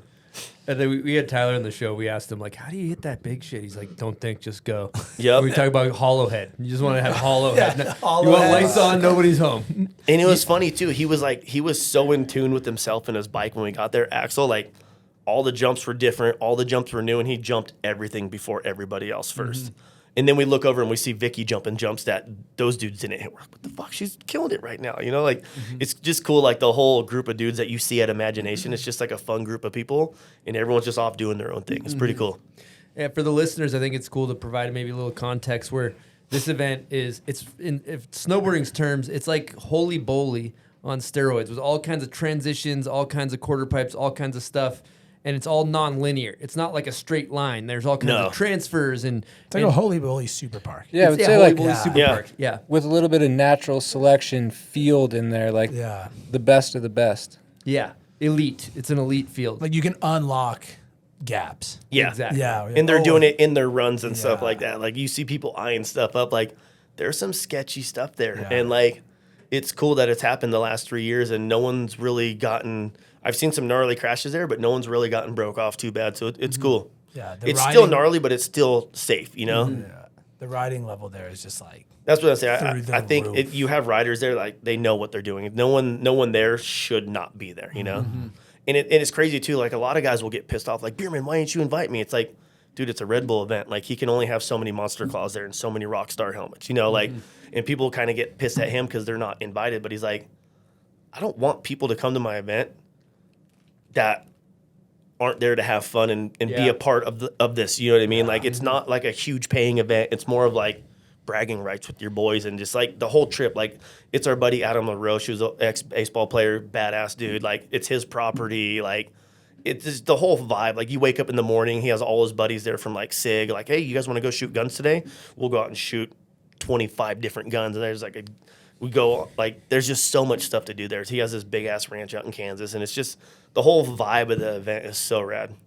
So Yeah, sick. that was a rad one. I'm curious. You're 42. And 41, dude. Don't be speeding that thing up on me. 41. Correction, 41. And you're still getting after it. Because I guess that makes sense. I was thinking 41 when you jump the whatever. Doesn't matter. How do you keep the hype alive for the old guys? Give us the secret. What's the secret to life? It's funny because riding all these Supercross demos, like I meet dudes that are my age and they just look so old. I'm like, they just act so old. You know what I mean? I'm like, they're like, when are you gonna quit? I'm like, it made me start thinking. I'm like, am I still trying to live a dream that I already lived? And I'm like, no. Like I would be doing this if I didn't make money. Like I fucking love riding my dirt bike. Like any chance I get to ride, like I go ride because that's what I have fun doing. And for me, they're always like, when are you going to quit? When are you going to quit? I'm like, shut the fuck up when I want to, when it ain't fun. You know what I mean? Like when these dudes can outride me every time I ride and it ain't fun, that's when I quit. But I can still outride half these little fuckers. So for me, I'm like, why would I quit? You know what I mean? Like, I was talking with someone with it the other day. It's like, I can always tell my fan when they walk up from like my generation. You know what I mean? Like they got the kicked up hat. They're wearing all black. But it's cool to see like these little kids where parents are like, you know who that is? And they're like, it's Twitch. And I'm like, I've gone through so many generations of fans that it's cool that I like am still somewhat relevant. You know, like for me, I'm having fun riding my dirt bike. So why would I quit doing that? You got one of the best socials too. Thank you. I keep it real. I've kept it real my whole career. If someone's on my page talking shit, I'm talking shit right back. You know what I mean? I'm like, yeah. Yeah, I think that's interesting because I feel like you see, a lot of human beings are maybe scared to be themselves because others might judge them and things like that. And I feel like you've remained totally authentic to who you are. Would you say that you attribute some of your success to being kind of unapologetically yourself? For sure. I've never gave a shit what anyone thinks about me. It's like you either like me or you don't. It doesn't bother me if you don't like me. Like I'm not going to lose sleep over it. Like, and that's why I feel like I've always been so open with like smoking weed. I'm like, why am I going to hide something that I like to do? It's like, would I hide riding my motorcycle? No. I'm like, that's who I am. That's what I do. And if you don't like it, cool. If you do, even better, like, and that's why like when I started, like when I quit riding contests, like I went to all my sponsors. I'm like, hey, I don't want to ride contests no more. Like I've already won everything I've wanted to win almost. And I'm just not having fun. Like I was looking at it like, look how many like backcountry snowboarders there are, how many street skaters that are badass that could show up to an event and win, but they don't ride events. They just make video parts. And that's when I was like, why can't you do that for moto? So when I went to my sponsors, I was like, hey, I'm going to make video parts. I'm going to invest in myself. I'm going to buy a camera. I'm going to get my own filmer. I'm going to own all my own content. When you need photos, I got you. If you need clips for your YouTube, I got you. And I just started making all my own stuff. And I told my sponsors, I'm like, if you want to be a part of it, cool. If not, I totally get it. No one else has done it in my industry. So it's cool to see this many years later and you see dudes like Axel and Raha and Bierman, dudes benefiting from like me stepping outside the box and being like, fuck this, I'm going to do what I want to do that makes me happy. And back then, like I was always watching skate videos, just snow videos, like shit for just inspiration. Like, I'm like, dude, that's sick. Like they're out in the middle of nowhere and they're just shoveling the baddest gaps. And I grew up riding BMX, so I loved building jumps. So for me to like take that into my industry and do that and then see these kids benefiting from it now is cool to see. Like I get stoked when I see video parts all the time. And I'm like, these dudes are killing it. What was the first major video project you did? I think the first major video project I did was Hoodrich, one of my documentaries. Yep. Yeah, and then after that was 420%. 420% all remember natural. when that That was came the up. first one. Everyone's name. all, "You sure you want to name it that?" I'm like, "Yep." Sick. Yeah, how was that received from the industry when you put those out? It was good. They were stoked. Everyone was stoked about it. And I don't know. I've been so open with my career that like whatever I do, I kind of get like a pass of like, oh, he's a pothead. It's fine. Like, go ahead. You're good. You know? He's a pothead. He's got You're good. Tourette's. He can yell whatever he wants. Yeah. He's a Hollow head. Yeah. And then you race trophy trucks. Yeah. Or whatever, stadium trucks or whatever. the fuck Yeah. it's called. Short course off road. I did that for a couple of years. It was fun as hell. Like first year I won a championship in like the spec class, you know. Second year I got put into a truck that I shouldn't have been in yet because it had way too much horsepower. And then I dabbled in that for like 3 to 5 years. And I remember one day my wife's like, "When are we going to make money at this?" And I'm like, fuck, I am spending like $250,000 a year to go race this truck. And I have these logos all over my car. And I'm like, so the end of the season came, I'm like, and I quit riding dirt bikes for a little. I didn't quit riding dirt bikes, but I wasn't doing as much stuff. I was losing a lot of my sponsors. And I was like, that's when I was like, I got to get back on my dirt bike. Like I wasn't having as much fun. Like the truck shit was cool. Like I think it like, it made me feel good inside that I was doing something competitive and like racing and like working for something. But then I forgot. I'm like, I have a whole career over here that I've been doing my whole life. Like I need to ride my fucking dirt bike. And that's when I just started riding again and like kind of like rejuvenated. I don't know. Rejuvenated myself. You know, like it gave me that kickstart in my ass. I'm like, this is what I do and this is what I'm good at. So keep doing this. I love that. Is it fun racing those things? It's super fun. Yeah, Like if a you can drive a razor on go-kart or steroids? if you could race, if you have line selection on a dirt bike track and you race and you can drive a go-kart, you can race off-road. So I shouldn't pick it up. Not for me then.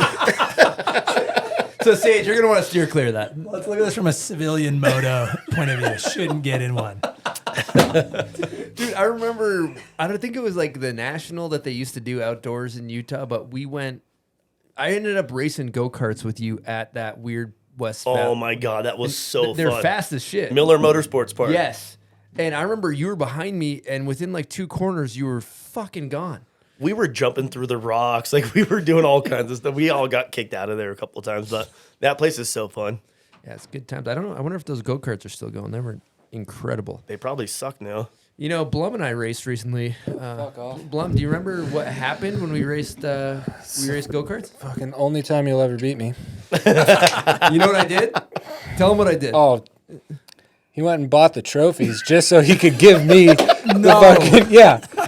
They don't give you trophies like, wait a minute. Andy saved the fucking time card. Yeah, this guy beats me on the motocross track. You get So one. I got him at K1 Racing, and I printed out the thing, I saved it, and I bought the trophies. I like it.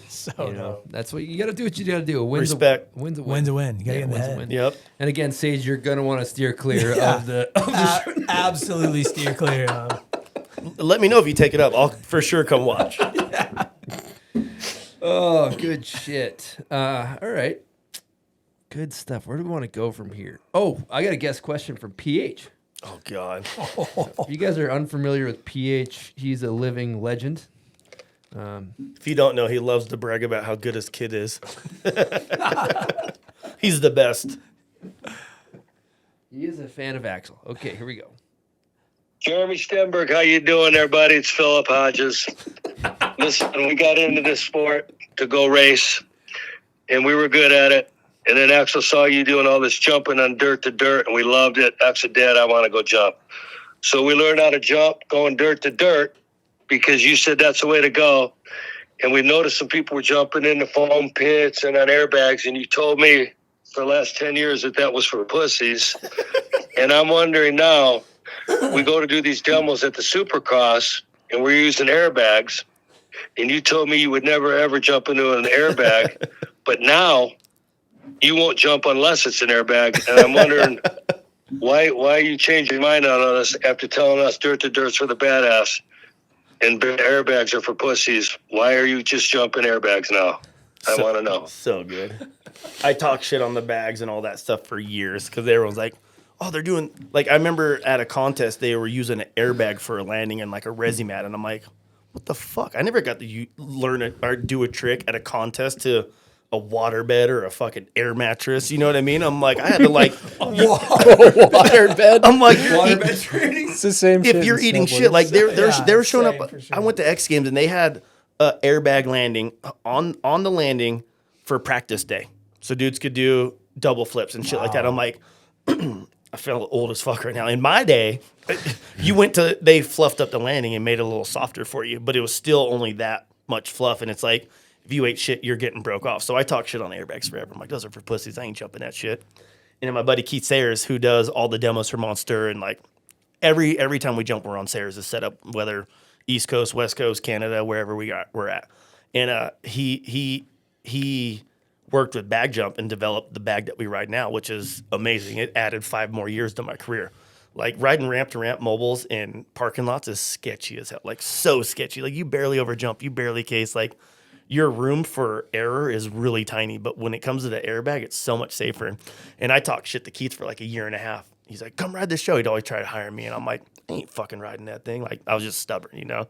And then we came here a couple years ago for the Salt Lake Supercross, and it was that landing. Monster's like, hey, we want you to come out and jump. And I'm like, hey, bring the metal landing. He's all, no. He goes, have I ever steered you in the wrong direction? He's like, just fucking jump the jump. I'm like, all right, I'll ride it.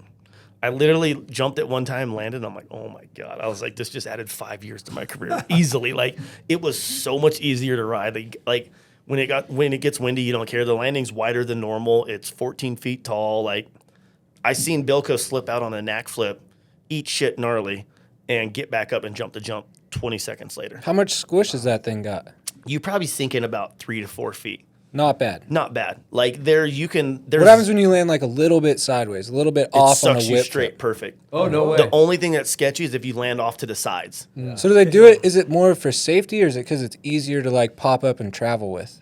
It's way easier to travel with and just safety. All right. Like yeah. Dude, some homie's bike died on the gram, and they've catapulted in the front of it recently. I saw. Oh, I seen that. and he Yeah, or like bounces Harry off. Bink went to go do like a That's what I'm knack. saying. That's Yeah. what yeah. And So he was fine. I've seen it save a lot of people. It will make you eat shit too. Like last year we were up in Canada, and I learned a new trick on like the 3rd day. When I came back, I was over jumping because it was windy, and when I came back, my foot barely clicked the shifter and it hit neutral, and I over jumped down to the bottom. When I landed, I went to go gas it, and I thought I just clicked it in the first gear. So when I landed, I held it wide open, and my body folded into the bag, and it like turned me and slapped me backwards, just straight to my back and my head, and I slid like 60 feet on the asphalt. Gnarly. But if I would have been on a dirt landing or anything else, I would have been fine. Yeah. I would have just over jumped and like maybe smacked my face on the handlebar, but I would have, you know what I mean?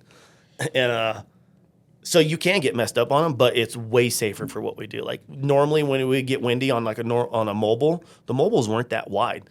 And it would get windy, it would push you off to the side, it gets sketchy. On those things, it's so wide, you have so much more room for error that it's like you don't think about it. You just ride the show and do it. I'm more into the waterbed landings. Personally. We got to get those going. Yeah. We get the waterbed landing technology. I Get got the water- patent, I'll hook you up. That's so good. Waterbed technology. pH is insane. PH is the best, dude. I love Philip. He's like, I got into this motocross shit because I love it. Now my kids are trying to make me stay home. He's like, I got these fuckers into this because I wanted to keep going. You know, like he gets so mad. I love it. Yeah, we had him on the show, and he was a riot in the booth, dude. Yeah, He loves to talk, so you were probably had him on for like 5 hours.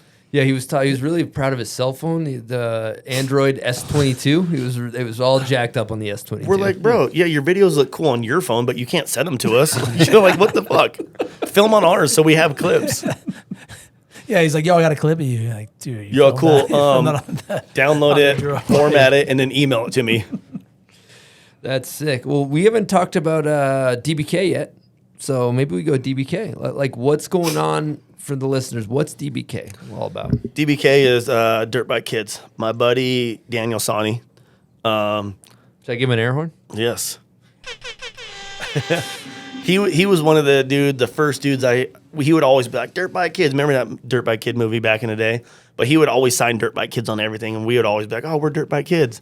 And one day I'm like, dude, we should turn this into a company. He's like, I ain't never gonna do shit with it. Like he works for his dad. He does like farming shit, like bunch of shit for his dad's company.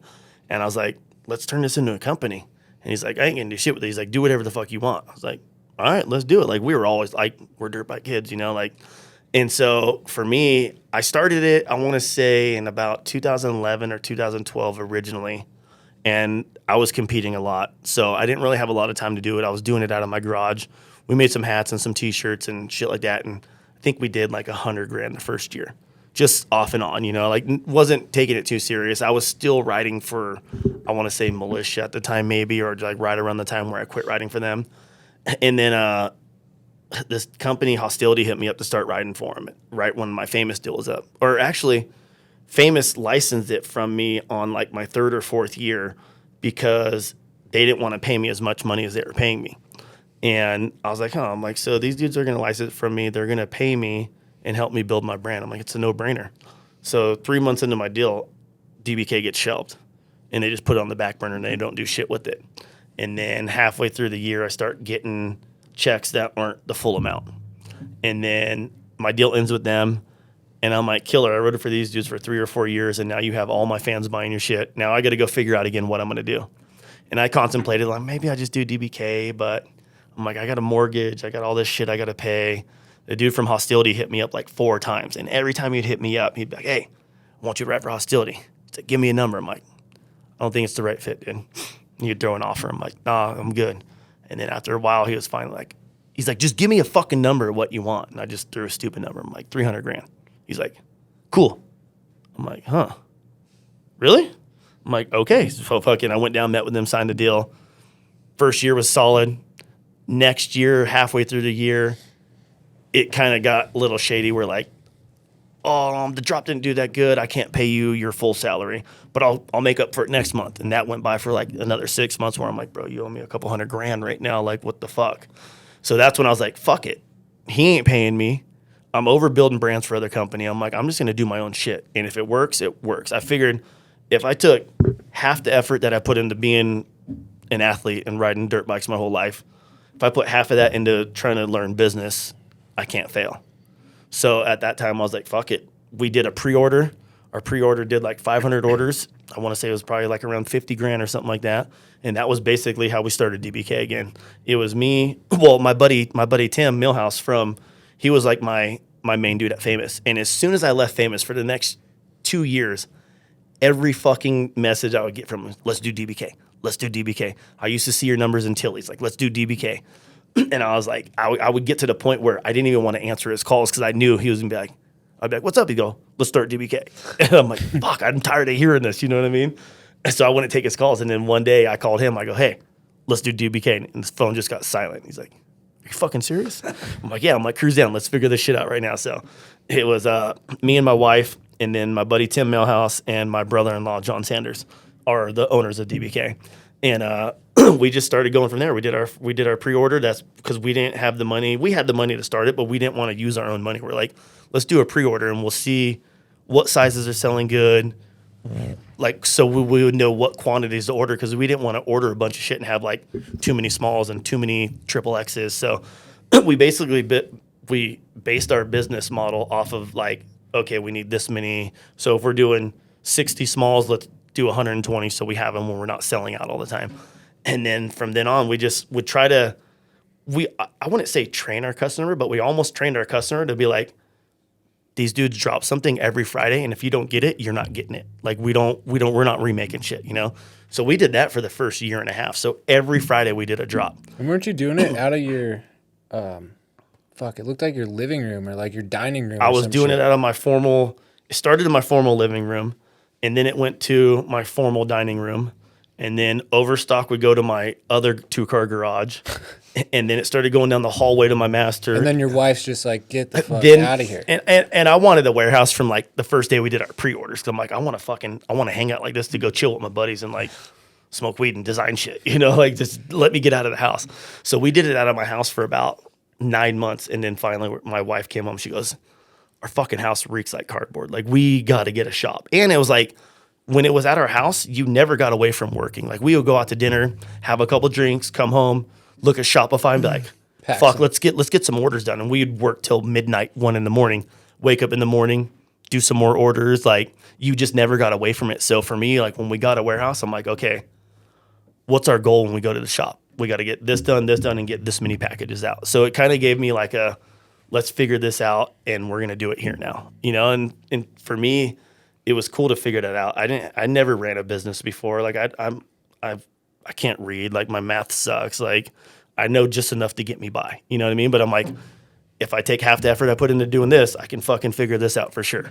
And I had a lot of cool people to call and ask questions and run shit off. Like I'd always hit up my buddy Josh Merrill from Liquid, Danny from Dicks and Flannels, like just dudes that have been around and been doing it for a while. And I'd call them like, how do I figure this out? And like at the end of the day, it's like you have to make so many mistakes to figure out what not to do.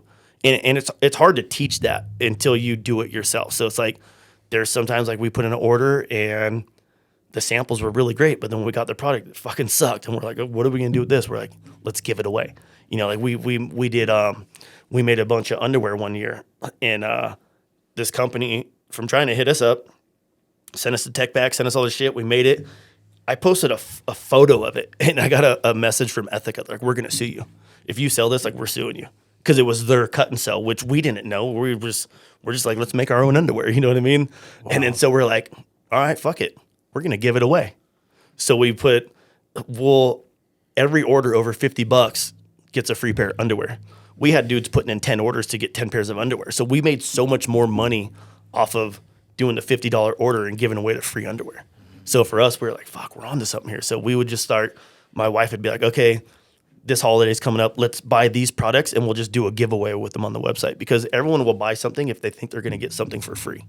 So we're like, let's hook our fans up. Like, let's give them shit. Let's give them cool things that you can't buy. I love the helmet giveaways and shit. Yep. Mm-hmm. Yeah. Like with Bell and DBK, like we'll just do helmet giveaways all the time. And like, everyone's always like, oh, you probably picked the order that sold the most money that day. I'm like, I'll pick a dude that bought a sticker for fucking $2. Yeah. You know what I mean? Like, picks it and it's the funniest wanky reads, like the dude's note. Yeah. That's the best. And that's what's cool about us too. It's like, what other brand do you have dudes that are relevant and writing contests still packing your orders? It's like there's not that many brands. Take care of your homies with DBK, like following it on the gram, seeing like the atmosphere in your warehouse. It seems like all the dudes hanging out. It doesn't even seem like work, but everybody's kind of It's fun as hell. And it's like sometimes we got to crack the whip like when we're busy, but it's like we'll have fucking whiskey Wednesdays, tequila Thursdays, like every day people's drinking beers like after lunch. You know what I mean? Like I wanted it to be a fun environment. Like when you think about going to work, like you don't want to go work for someone who's an asshole or who treats you like shit. I'm like, just don't fuck up the orders and don't burn the place down. And I don't give a fuck what you do. Let's make everyone happy and like have a cool product, And that's when we started like, we're like, how do we make more money? We got to make our own cut and sew. Cut and sew is hard. Like you're going sample after sample, and then like you get samples and then you get a box and it's not the same. So it's like we learned a lot with doing all that, and it's just been a fun journey. We're still trying to figure it out. You know what I mean? We're 3.5 years in and we're still crushing it, but it's like you got to make those mistakes to learn. It's so cool to see. First of all, fascinating listening to like how you do the approach of this whole thing, because like we're running our little business here. We're trying to do our thing, and I'm a consumer of DBK, and it's like the reason why I'm wearing a DBK hat is like I see you guys on Instagram, and then you're like in the warehouse doing some dumb shit. And it's like, and then, wanky, dude. And then like you guys are like, Wanky's like broken English is his amazing. Weather, dude, Wanky's weather report. Wanky's weather report is the best. And I'm like, all right, you know what? Like that hat's dope. I'm buying it. Like I'm supporting these dudes because it's like Wanky's packing the box or whatever it is, and it's working. Like you guys are killing it. And I, as a consumer, I really admire the way you guys run your business. People always want to be a part of something fun, and everything I do is for fun. I don't do it because I have to do it. I do it because I want to do it. And like with the whole clothing thing, it's like we made shit that we want to wear. Mm-hmm. I'm like minimal guy. I like super small logos and like just basic stuff. Like Sage's Oakley shirt. Like that's dope. You know what I mean? Like tone on tone. Like we like stuff like that. So we're always like, I won't ever make something because I know it's going to sell a lot. I'll make something because we all want to wear it. Mm-hmm. And I feel like that's the difference with our company. Is like we do it because we want to, not because we have to, or because you want this. It's like for the longest time, people were like, "Oh, make flex fits." I'm like, I fucking hate flex fit hats. They suck. And then we make them.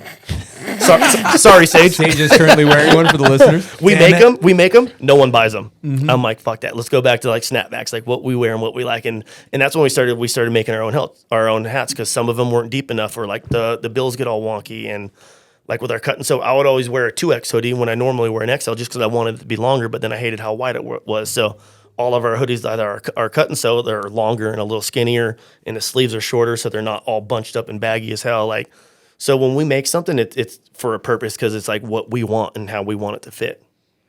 And it's grown into this like legitimate business, which is amazing. You guys sponsored Palo last year, right? Dude, that was gnarly. Amazing. The opening round of outdoors. Like, How much did that cost? It costs a lot. Our buddy Myron, who runs all the sponsorship for it. Am I not supposed to ask that? No, too much? No, it's just it costs a lot. That's when you know it costs a fuck ton. Yeah, when it it doesn't costs tell a you. lot. When it Yeah, doesn't tell you, you know it's really stupid It's a money. lot. We almost broke the bank for that one. Like we were like when we got the opportunity, we're like, fuck it. Who would you ever think you would sponsor like your local national, like the first round of outdoors? Like it happened within like a week and a half where Myron hit me up and he's like, you guys want to do this? And I hit up all the dudes. I'm like, what do you guys think? They're like, yeah, fuck it, let's do it. And we just got a shipment of our buddy Tim. Here's another deal. My boy Millhouse orders these track chairs because we wanted them for the back of our vans, and like we're like, fuck, Need to get some of those. these will be dope. We ordered them 6 months before. They showed up the week of Paula National, and they looked like fucking kids' chairs. The sample that came was like a normal chair, fit perfect. We opened up the container with all these chairs. They're like miniature size. We're like, what the fuck are we going to do? Because we just spent so much money on it. Our number one selling thing at the Paula National was our track chair and umbrella. So we're like, let's make a kit, a track chair and umbrella. And like everyone just bought chairs and umbrellas. And like, it was our first time like with our first overseas order and like buying something like that.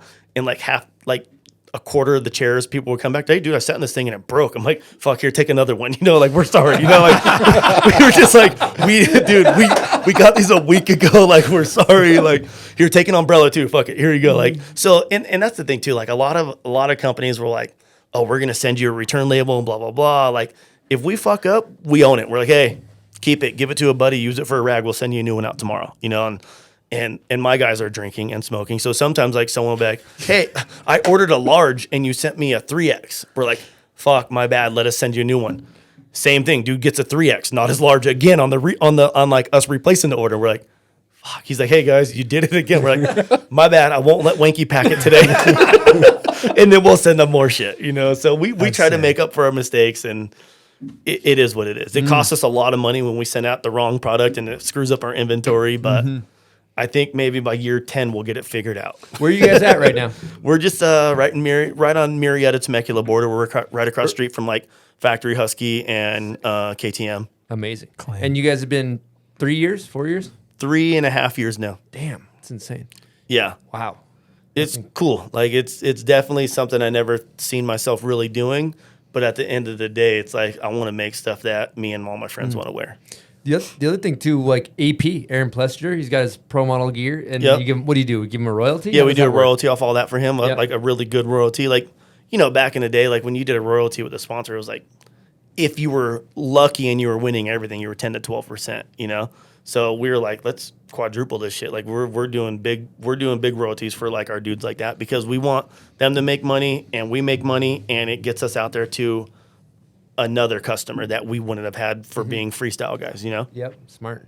So it's cool. And we're all fans of Plessinger. We love Plessinger. Like, oh, yeah. Just, there's not a lot of racers that have a personality that can be themselves. And he's one of those. And he's a dude that I've always looked at. Like, this dude is so marketable. Like, his whole do it for Dale, his mullet, fucking cowboy. Like, that's who he actually is. You know what I mean? Like, so it's genuine, and we back him. And he's all heart, too. You know, he lost and he should have won. And God, great speech, man. Tearing up, come on, dude. That sport takes heart. I'll tell you what. You play your cards right, you could have a mid-pack C-class vet rider or with two. a DBK logo on the shroud, or two potentially. We might send you a discount code now. Yeah. Triple XL. Look at that fucking wrong size. That Hookit sponsorship. You might want larges, but we're gonna send you smalls. You order every size, like something's gonna come. Yeah, like the other day, my wife does customer service still, and she's like, I hear her, she goes, "What the fuck, son of a bitch!" And she's just typing. I'm like, "What?" She goes, "Someone ordered 17 shirts and they got 4." It's like, and so she's like, so like when the dudes were fucking up, we're like, hey, like when you check it off, initial it because we want to see who's making all the mistakes, you know? Of course, the one that was fucked up had no initials on it. Everything was checked off, but there was no initials. So, like, when it comes out of the printer, on quantities, we'll circle in red so you can see how many it is so it catches your eye. The quantities weren't circled. He'd buy, like, this tee, and it said, like, 6 of them. DBK Basic Tee, 4. He got 1 of every shirt, and that was it, and he ordered, like, 17 shirts. Dude. So it's like little shit like that we still mess up on, but we're dropouts. What do you expect? Yeah, perfect. Are you familiar with run-through-wall smelling salts by chance? I've seen all these motherfuckers smell them. I was hoping I wasn't going to have to smell them, but it looks like I am. So, you know, you guys both read for Monster Energy Drink. We're really targeting the energy drink space with this. We think we could be bigger than Monster. Aren't these so when people get KO'd? Yeah, it's for a multitude of things. Yeah. It's great. Here, get in Toss there. one, yeah. Get in there. A brick painted helmet would be sick. Yeah. we've been talking about building the team. I'll share one. Like a gold. What I would do is like a gold helmet and then like run through wall smelling salts on the energy drink. For those who don't need doors. For those who don't need doors. So what you do here, Twitch, is you pop it. You just break it? Yeah, I'll give you a demonstration. So we're gonna do squeeze it. Oh my God! That one hit the hardest. Oh my God! Oh, it's a strong batch. Oh my God! Heavy batch. That was in the back of my brain. I need another one. Oh my God! Like burns your nostrils. You keep wanting to smell it to see if it went away. It's like you can't stop. Yeah. Oh God. It's like when you smell a pair of boots and you're like, oh, it's so bad. But I can't stop smelling. It's so bad. Oh my God, it's so bad. Man. It's so bad, but it's so good. These things are gnarly. So if you head on over to bombhole.com, you use promo code Twitch, you'll get 0% off on your run through wall smelling. And we might send you the wrong shit. It's fun running a business, though. What made you get into these things, dude? Wow. Dude, you know what's ridiculous? This is our #1 selling product. Is it really? We sell like but you do it on every podcast. Amount of them. Yeah, and it's we do them on every show, and they're just fun. And like long drive, smack a smelling salt, you're good. Your buddy passes out, put a smelling salt in front of his nose, he wakes right up. So were you getting these not through this company, obviously, right? You were doing them yourself. Dude, like you would just find them and get them. That's what we have like this weird wholesaler in New York. That's like it's like a drug deal. And you call them and you wheel and deal prices, and then you get a giant bag, like the side, like trash bags full of smelling salts. We get No them in these way. giant And then you trash bag them bags. and you bag bottle them up and everything we yourself? bottle them, and then we sell them, and called run through wall smelling salts, and they're fucking hilarious. Can I have these? Yeah, absolutely. Yeah, All right. you have some if you guys send me a DM, I'll get you on the low with these ones. I'll undercut them.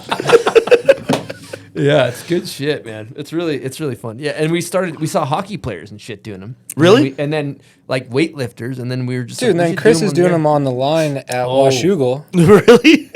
Dude, we go to race, and the dude next to us is freaking out. We're like, dude, you're enough of this. Try this. Yeah, try this. this. All, what He's are like, these guys what doing? the fuck? Fucking And then- snowboarders. Yeah.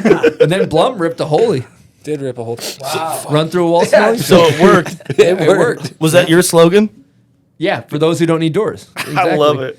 Yeah, we're gonna try to scale this company, and we're gonna try to go on Shark Tank hopefully soon. That would be sick. Can I invest? Mr. Wonderful. It's like, That would be so dope. Mr. Wonderful's like, let me try one of those. Yeah, good stuff. I just was kind of thinking about with us, like it's like talk about having fun and being dipshits. It's like the smelling salts, you know. That's us being dipshits, and all of a sudden Yeah. you're like we started this. And now you sell them. We started this product as a complete joke, and it's like it's our #1 selling product, and you're like, and that's what it's all about. I think It's like, rad. You're just fucking around. It's like you guys, you know, like I bought the like, and you guys make an exhaust and things like that. But I bought Yep. the big straw hat for the track day Yep. in the summer. Been talking about it for days. My straw hat. Yeah. I'm excited. It's not hot enough. Two it's not hot weekends enough. you've been like, dude, I got the DBK straw hat. Yeah, it's not hot enough yet. I've been It's telling midsummer. everyone I rode for, Militia, Hostility, and Famous. I've always wanted like in a hoodie, like I always wear hoodies and I always tie them in a knot. I've always wanted a hoodie string that I can smoke weed out of. Like a hose with metal tips, so I could just have like a little one hitter, so I can just have a little bit of weed in my pocket and just stuff it in. I'm gonna make one. That is some Lucas Magoon shit. Yeah, that's. Well, you know what made me think of it too is seeing the fucking Goon Gear sticker just now too. Yeah. Because I used to always see him and his chick up at Bear all the time when I was Yeah. snowboarding and like Mulford, like all those dudes, and I would always be like, Oh yeah. these dudes look like pieces of shit and they're dope at what they do. I'm like, that's sick. Yes. I loved it. You know what I mean? Like, yeah. That'd be good. Yeah. How did you retire? I invented the hoodie string pipe. And my buddy did the salts. Run through any fucking door. 2 mansions, just like Malibu on the beach. How'd you guys get here? What Run these through assholes walls? do. The hoodie string bowl and run through wall smelling salts. All right, we're going to get into an ad from Pub Beer. So here's the deal. This is the first time doing this, so this might be a little bit clunky here. So we used to do the Pub Beer crapshoot. Now we're going to do Pub Beer Roulette. Let me pull this thing. I need you to talk into the microphone so they can hear you. Exactly. So what you're going to want to do here is roll this thing. You're going to drop a ball in there, spin it. Let me find one of these. And essentially, it lands on a certain number of beer. Now, you can choose to accept said beer. You're the first person doing this. Or you can add to basically a tally. And they will take, I think, up to, it's like 1,200 beers or something. So we're going to try to get like a pub beer tally going, where you can either, take the pot of beer, or, like let's say you land on 6-pack. You can take a 6-pack today, or you can add it to the tally, and up to 1,200 beers they will give you. And a keg is on here as well. They'll give you or someone else? No, they'll give the guest. The guest will get to take it. Wow. So here we go. Okay, what do we land on? 6-pack of tall cans. All right, do you want to add 6 beers to the tally, or would you like to take 6 beers with you? I'm taking that shit with me because we're in Utah and I can't get beer after 4:30 in the afternoon. All right, so the tally's officially at 0. 0. We will give you your 6-pack. Smart guy. I'm being greedy. Give me that shit now. It's in the fridge. We can get you dialed in. Yeah. Kenny Bell would be really pissed at me if I left beer on the table here right now. So I got to take it. When we had the marketing meeting with Pub Beer, they were basically like, well, we'll get a roulette table. We'll have like cases of beer, 6-packs of beer, kegs of beer, and then, up to like 1,200 beers, and then the tally will just keep getting bigger. And then at the end, somebody can take 600 beers and we'll send them a pallet. I'm like, all right, we'll see how far we get. Wow. Looks like we're at 0. We actually won all of them, so can you just send them now? Exactly. All right, let's get into hot takes here. We're going to have to kind of adjust this because it's for snowboarders. So the first question we like to ask is, who is the greatest of all time? The GOAT in, I don't know if we want to do freestyle moto or all of moto? What do you think, Blum? Let's do one of each. Okay. Like moto and then free ride. Okay. And we ask male and female too. So who's the GOAT of maybe free riding and freestyle, and then maybe just motocross in general? I would say the GOAT of freestyle would probably be Pastrana. Like, the dude's won and fucking invented so many things and done so much gnarly stuff. But yeah, for sure, Pastrana. He's still doing gnarly shit. Okay, what about just like motocross in general? Moto in general, I'm going Jeremy McGrath. Sick. Best style, won the most races. Like, yeah, for sure. Okay, no Carmichael? No. Carmichael didn't do like the fucking speedboats on Havasu and like McGrath partied. He had a fun career, and I was a little kid and I liked all that. Like him and Button out on the boat all the time, like partying in Canyon Lake. Like, it was just cool. You're like, I want that. Yeah. Okay, do you describe and what do we call it? Are we calling it dirt biking? Is that a moto? What do you if you're gonna broaden your whole thing of what you do? Moto. Okay, would you describe moto as an art form or a sport? I would say more of an art form for sure. It's like your self-expression of moto. Good answer. Okay, who's the most underrated of all time? Most underrated of all time. I'm going to say my buddy Brian McCarty. This kid McNarls that we were out with from Arizona. I met him a long time ago through Nixie Danielson. And when we were riding freestyle, like in our prime, he was always racing, but he would always dabble and like come out and do some free ride shit. And lately he's been riding so much, and he's been riding at my house a bunch, and his tricks are just insane. Like, his tricks are so big right now. Like, he's riding so good. I'd say he's probably one of the most underrated dudes. Okay, for the next one, we'd like to ask steel or powder for snowboarders, but I adjusted it to ramp or dirt? Dirt. Figured. Ramps get boring. It's like you can only hit the same ramp at the same distance for so many times before you're over it. With dirt, it always changes, and you got to adapt to the situation. So I think it takes way more skill in it, and it's just way funner and way more rewarding. That's a good one for the civilians, like Sage. Explaining why the ramp is worse than the dirt. It's a good civilian explanation right there. Well, and like when we rode contests a lot, like I would always try to do my gnarliest flip tricks on dirt that everyone was barely doing on the ramps to try to get rewarded and to get more points, because I always thought it was harder to do the shit on the dirt. And sometimes it would work and sometimes it wouldn't. Like you would have someone go do shittier tricks off the dirt and do all their hard tricks on the ramp, where I was trying to do like my shittier tricks on the ramp and do my gnarly shit on the dirt to get rewarded for it. And sometimes it would work and sometimes it wouldn't. Okay, who has the best style ever, in your opinion? Best style ever, in my opinion, Mike Mason, without a doubt.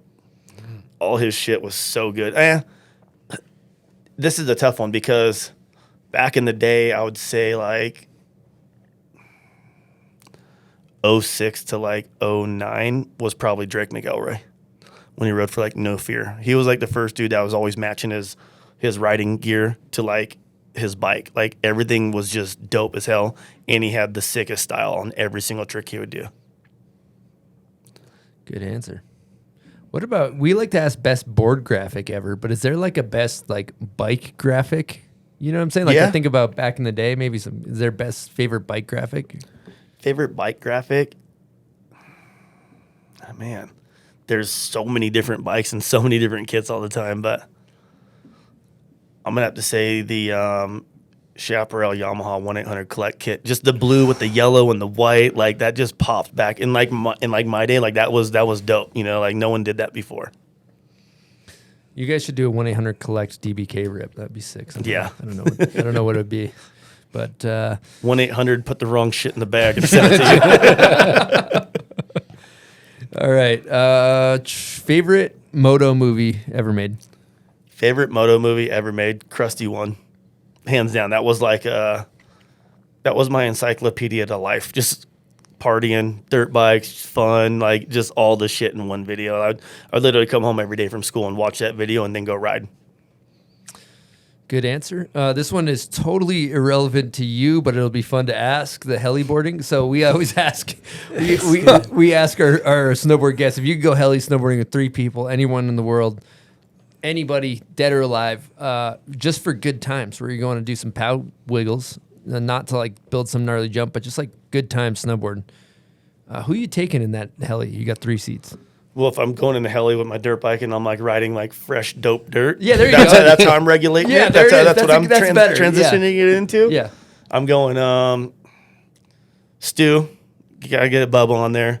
Let me see, Ricky Johnson and PH. Definitely fucking not. I want to have fun that day. Good time. And it's a tough one. Axel would have hit that big. My kid's the best. You're here because he's here right now. I go Matasevich. Oh wow, good looking heli. That's a good heli. I went old school with it. Dudes that like I looked up to when I was little, you know. Yeah, that's incredible. I can ride with all these dudes that are dope anytime I don't fucking want. I want to ride with the older dudes that like I don't have the opportunity to ride with. I'm still gonna say you should throw PH in there. Definitely, we'll throw him out of the helicopter. Put him in and throw him out. bring him in. Give him a fucking parachute and throw him out at the top. Hey, meet us over here at noon, and we'll just fly by like this. Axel would hit it. Axel would have done that. Man, if Axel was here, you should see what he'd be doing on this Yeah, we're the best. Cigar in his mouth. There's no whir in this. I'm like, all you did is shoot this dude out of the end of your dick, and that was it. Okay, you're done. All right, the last, this is a good one. We go to first try backcountry, like jump trick. So it's like, maybe it's like go to jump trick, like you're trying to do something. Like in the hills, I'd probably do a seat grab Indy. It's like my go-to. You could do it whether you're looped out, nose down, like no matter the distance. What's a seat grab indie? It's like where you jump off like and grab the seat grab right here and just do your Indian air with like your body all tweaked out that way. Indian air. Got it. Both feet out to the side. Yeah, but like twisted. It's the go-to. It's the easiest trick. Okay, last question we got is worst trend in your opinion? What's the worst trend? in the Worst hot trend, neon gear. Or the super, super tight gear. Just wasn't ever a fan of it. trends? I always heard tight is right from some people. If the shit's flexible, but even then it's like you have some of these dudes now, they look like their gear's fucking spray painted on them. I'm like, come on, dude. Like, you think it's gonna make you a millisecond quicker? You know what I mean? Like, no, not for me. You know, Blum, he's got some freestyle moves. I try. Heel clicker on the XR. Wow. Oh yeah. All day. I seen the XR. That thing's bad. Sage, what do you got? Stall from downshift stall in the corner pocket. I'm pretty good at the stall. Are you familiar with Stall. that? Stalling the bike? You ever see someone just like absolutely tip over in a corner?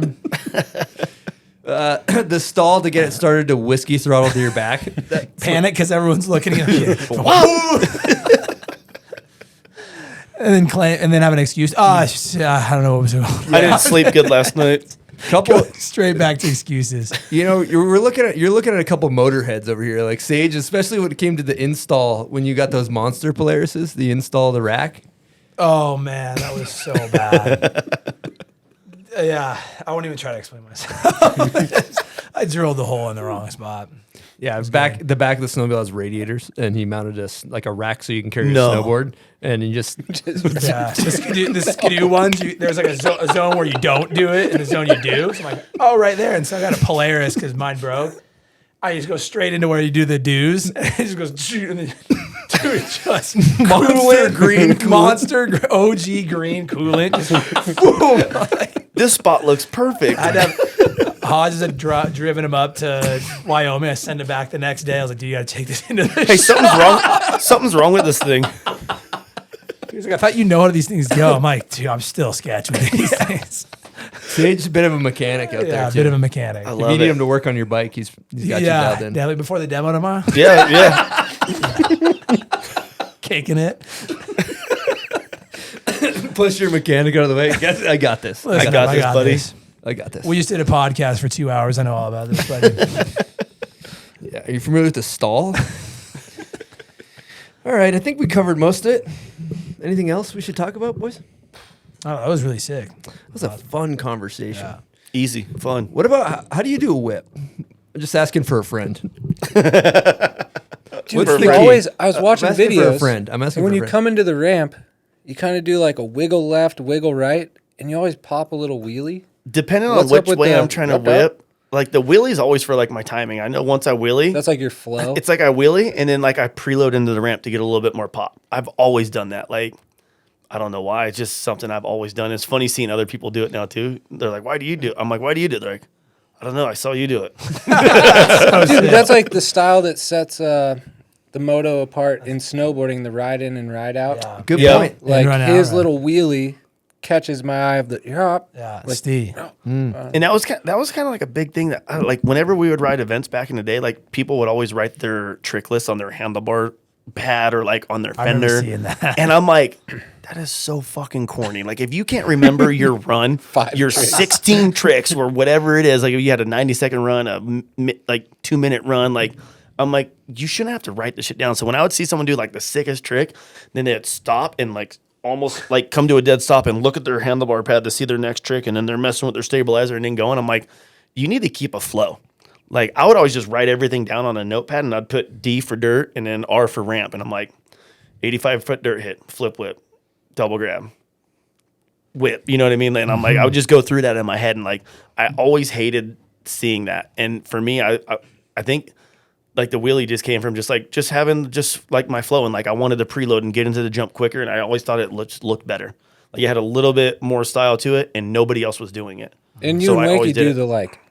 We always swerve going into it. Like, it's like if you're gonna do a turn up, it's like you almost want the bike to like load one way and then unload the other way, so it brings you back to the right direction. Like people are always like, which way do you turn off the ramp? I'm like, I don't know. I kind of like, I go this way, I go that way, and then I lean my body that way. Like, I guess that'd be comparable to like snowboarding, like coming into the lip, going toe to heel to spin frontside or Almost like something. a you know? method, almost in a Yeah. way. Like setup carving a method, like you can kind of pop off like your heels almost on a method too, and like you can come in like this way. but if you slide off it like Bierman did, you're not doing it. You know what I mean? Like, so it's kind of like you're, but it's kind of like, that's how like you load for it to like swap you back over this direction, you know, and like get you upright. I got a question: how many tricks have you invented, or did you invent any? That's a good question. I know you invented. Sage, Yeah. good question. I invented a bunch, but like no one even does them really anymore. They're like old school. Relics? Like, yeah, like I would always do like a stalefish thing, like, I don't know, and like saran wrap out of it. And like, What's a stalefish? Yeah, what is this stuff? it was like you would like, if you're holding your handlebars, that you would bring both feet up, like almost like a bar hop with this foot, and your feet would go out to the side. And then you would rip this hand off and slide your foot around, like saran wrap back on. But I was the one, I basically started doing turn downs, like the turn up, like turn downs and turn ups and shit like that. And then everyone started doing it. But it was from videos that I seen of McGrath doing when I was a little kid, like turn ups. But like turn downs, I was the first one that started doing turn downs whip. And everyone would call it the twitch whip, but it was just a turn down. The turn up's like front nose tire high. Front high. And the turn down's like where you're like, you would go and just turn Seat into it bounce. backwards Yeah. like that. Like Like, seat mounts? no, not on those. Okay. God, I the turn started up's doing kinda those sick in as- like one of the old Terra Firma videos way back in the day up in San Jose. There was just like this hip, and I started trying them. Then I started trying them on every jump I would do because they just looked cool and no one else was doing it. So I'm like, everyone was doing regular butt whips and seat bounce whips. I'm like, I'm gonna do a turn down, you know. Then I would always get pissed when people are like, oh, it's an oppo. I'm like, it's not a fucking oppo. It's not an opposite whip. Like, I seat bounce whip this way and I turn down whip this way. It ain't an oppo. Sick. Another thing that trips me out too in the dirt is you guys being able to go off the ruts and stay in the ruts and not get like, because you can get cross-rutted and get mangled. As soon as you start thinking about the ruts, that's when you fuck up. Yeah. It's like I try to not even look at them. Like I just keep my line and keep doing the same thing. Like, and then it sucks too because you'll get sucked into this one rut, and you're like, should I move over 2 inches and make a new one? No, I'll just stay in here. But then you move over and it's way better. So it's like once one rut gets too blown out, we always start moving over. I trip, and I've walked like the track at Supercross. and, Yeah. like, the ruts are so gnarly. Like our ruts don't ever get that bad out in the hills because we'll shovel the shit out of them, you know. And as soon as they start getting blown out, we're like, hey, let's shovel again so we can get good clips. Dude, we need the K-Dub transfers to come back.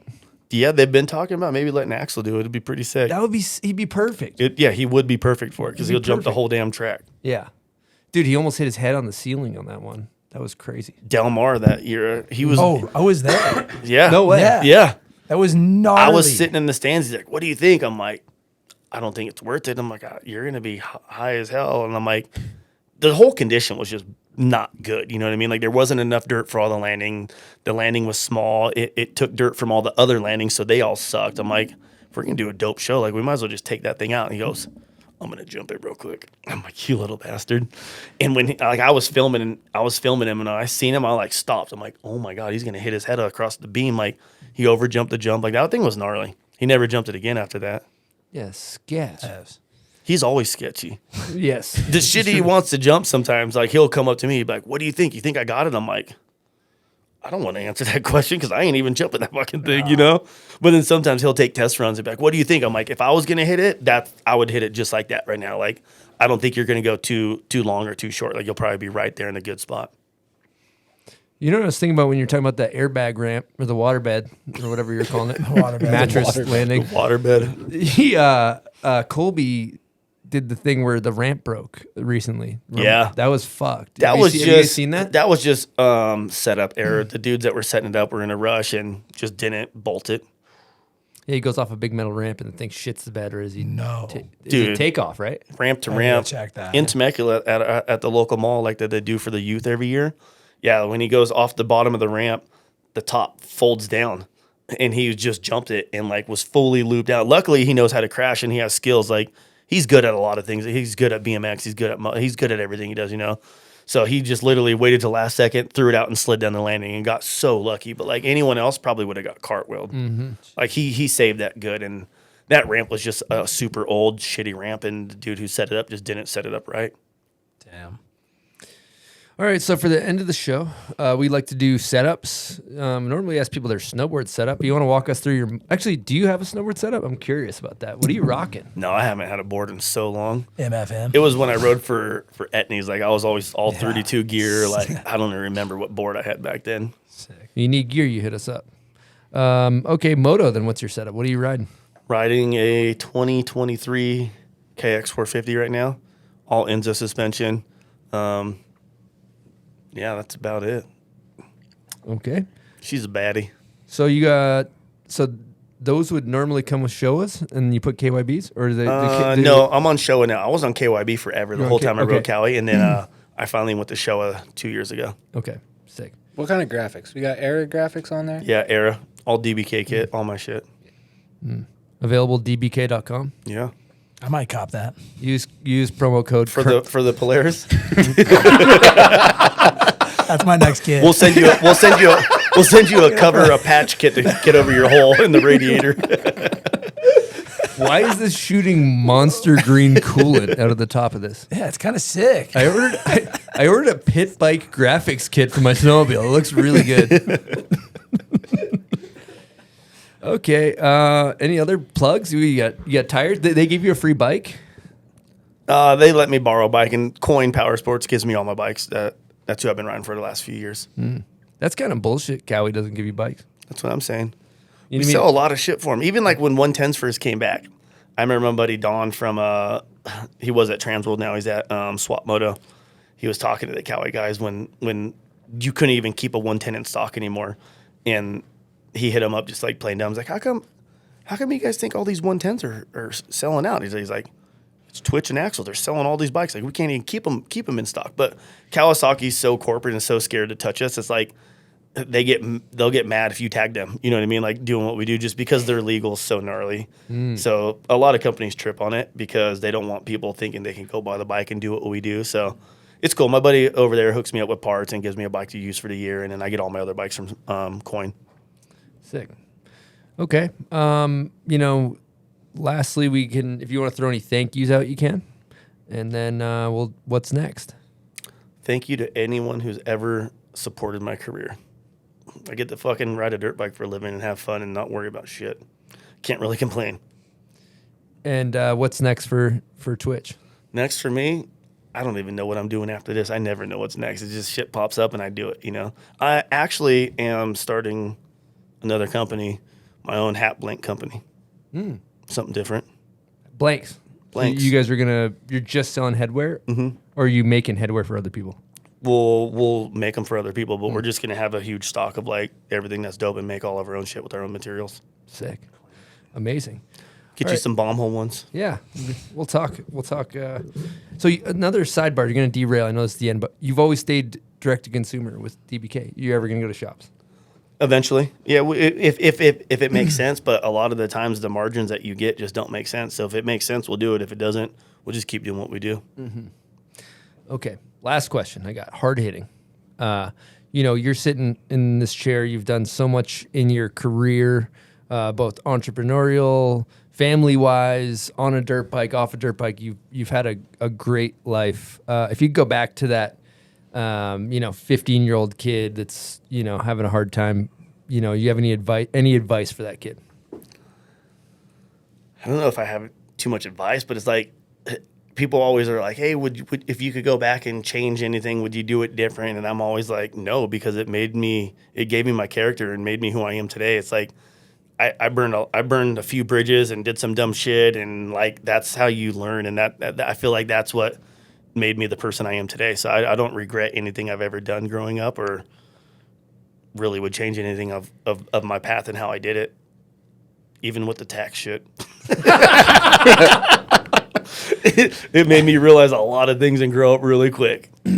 Taylor. Well, Blum, Sage, thanks for coming on today. It's been a hell of a show. Thank you. Thank you. Twitch, thanks for coming. Good times. Thank you, dude. I had fun. Appreciate you. Good times. Julian, thanks for running the show back there. And to everybody that supports the show, Patreon members, people that buy merch, we really appreciate you guys, all our sponsors. And again, head on over to dbk.com. Use promo code Kotzenberg for negative 70% off, where you actually have to pay more. And we're also selling bath salts. Make sure to use Twitch for 0% off too. All right, we'll see you guys next week. Thanks for tuning in. Over and out from the bomb hole. That was solid. Fun show.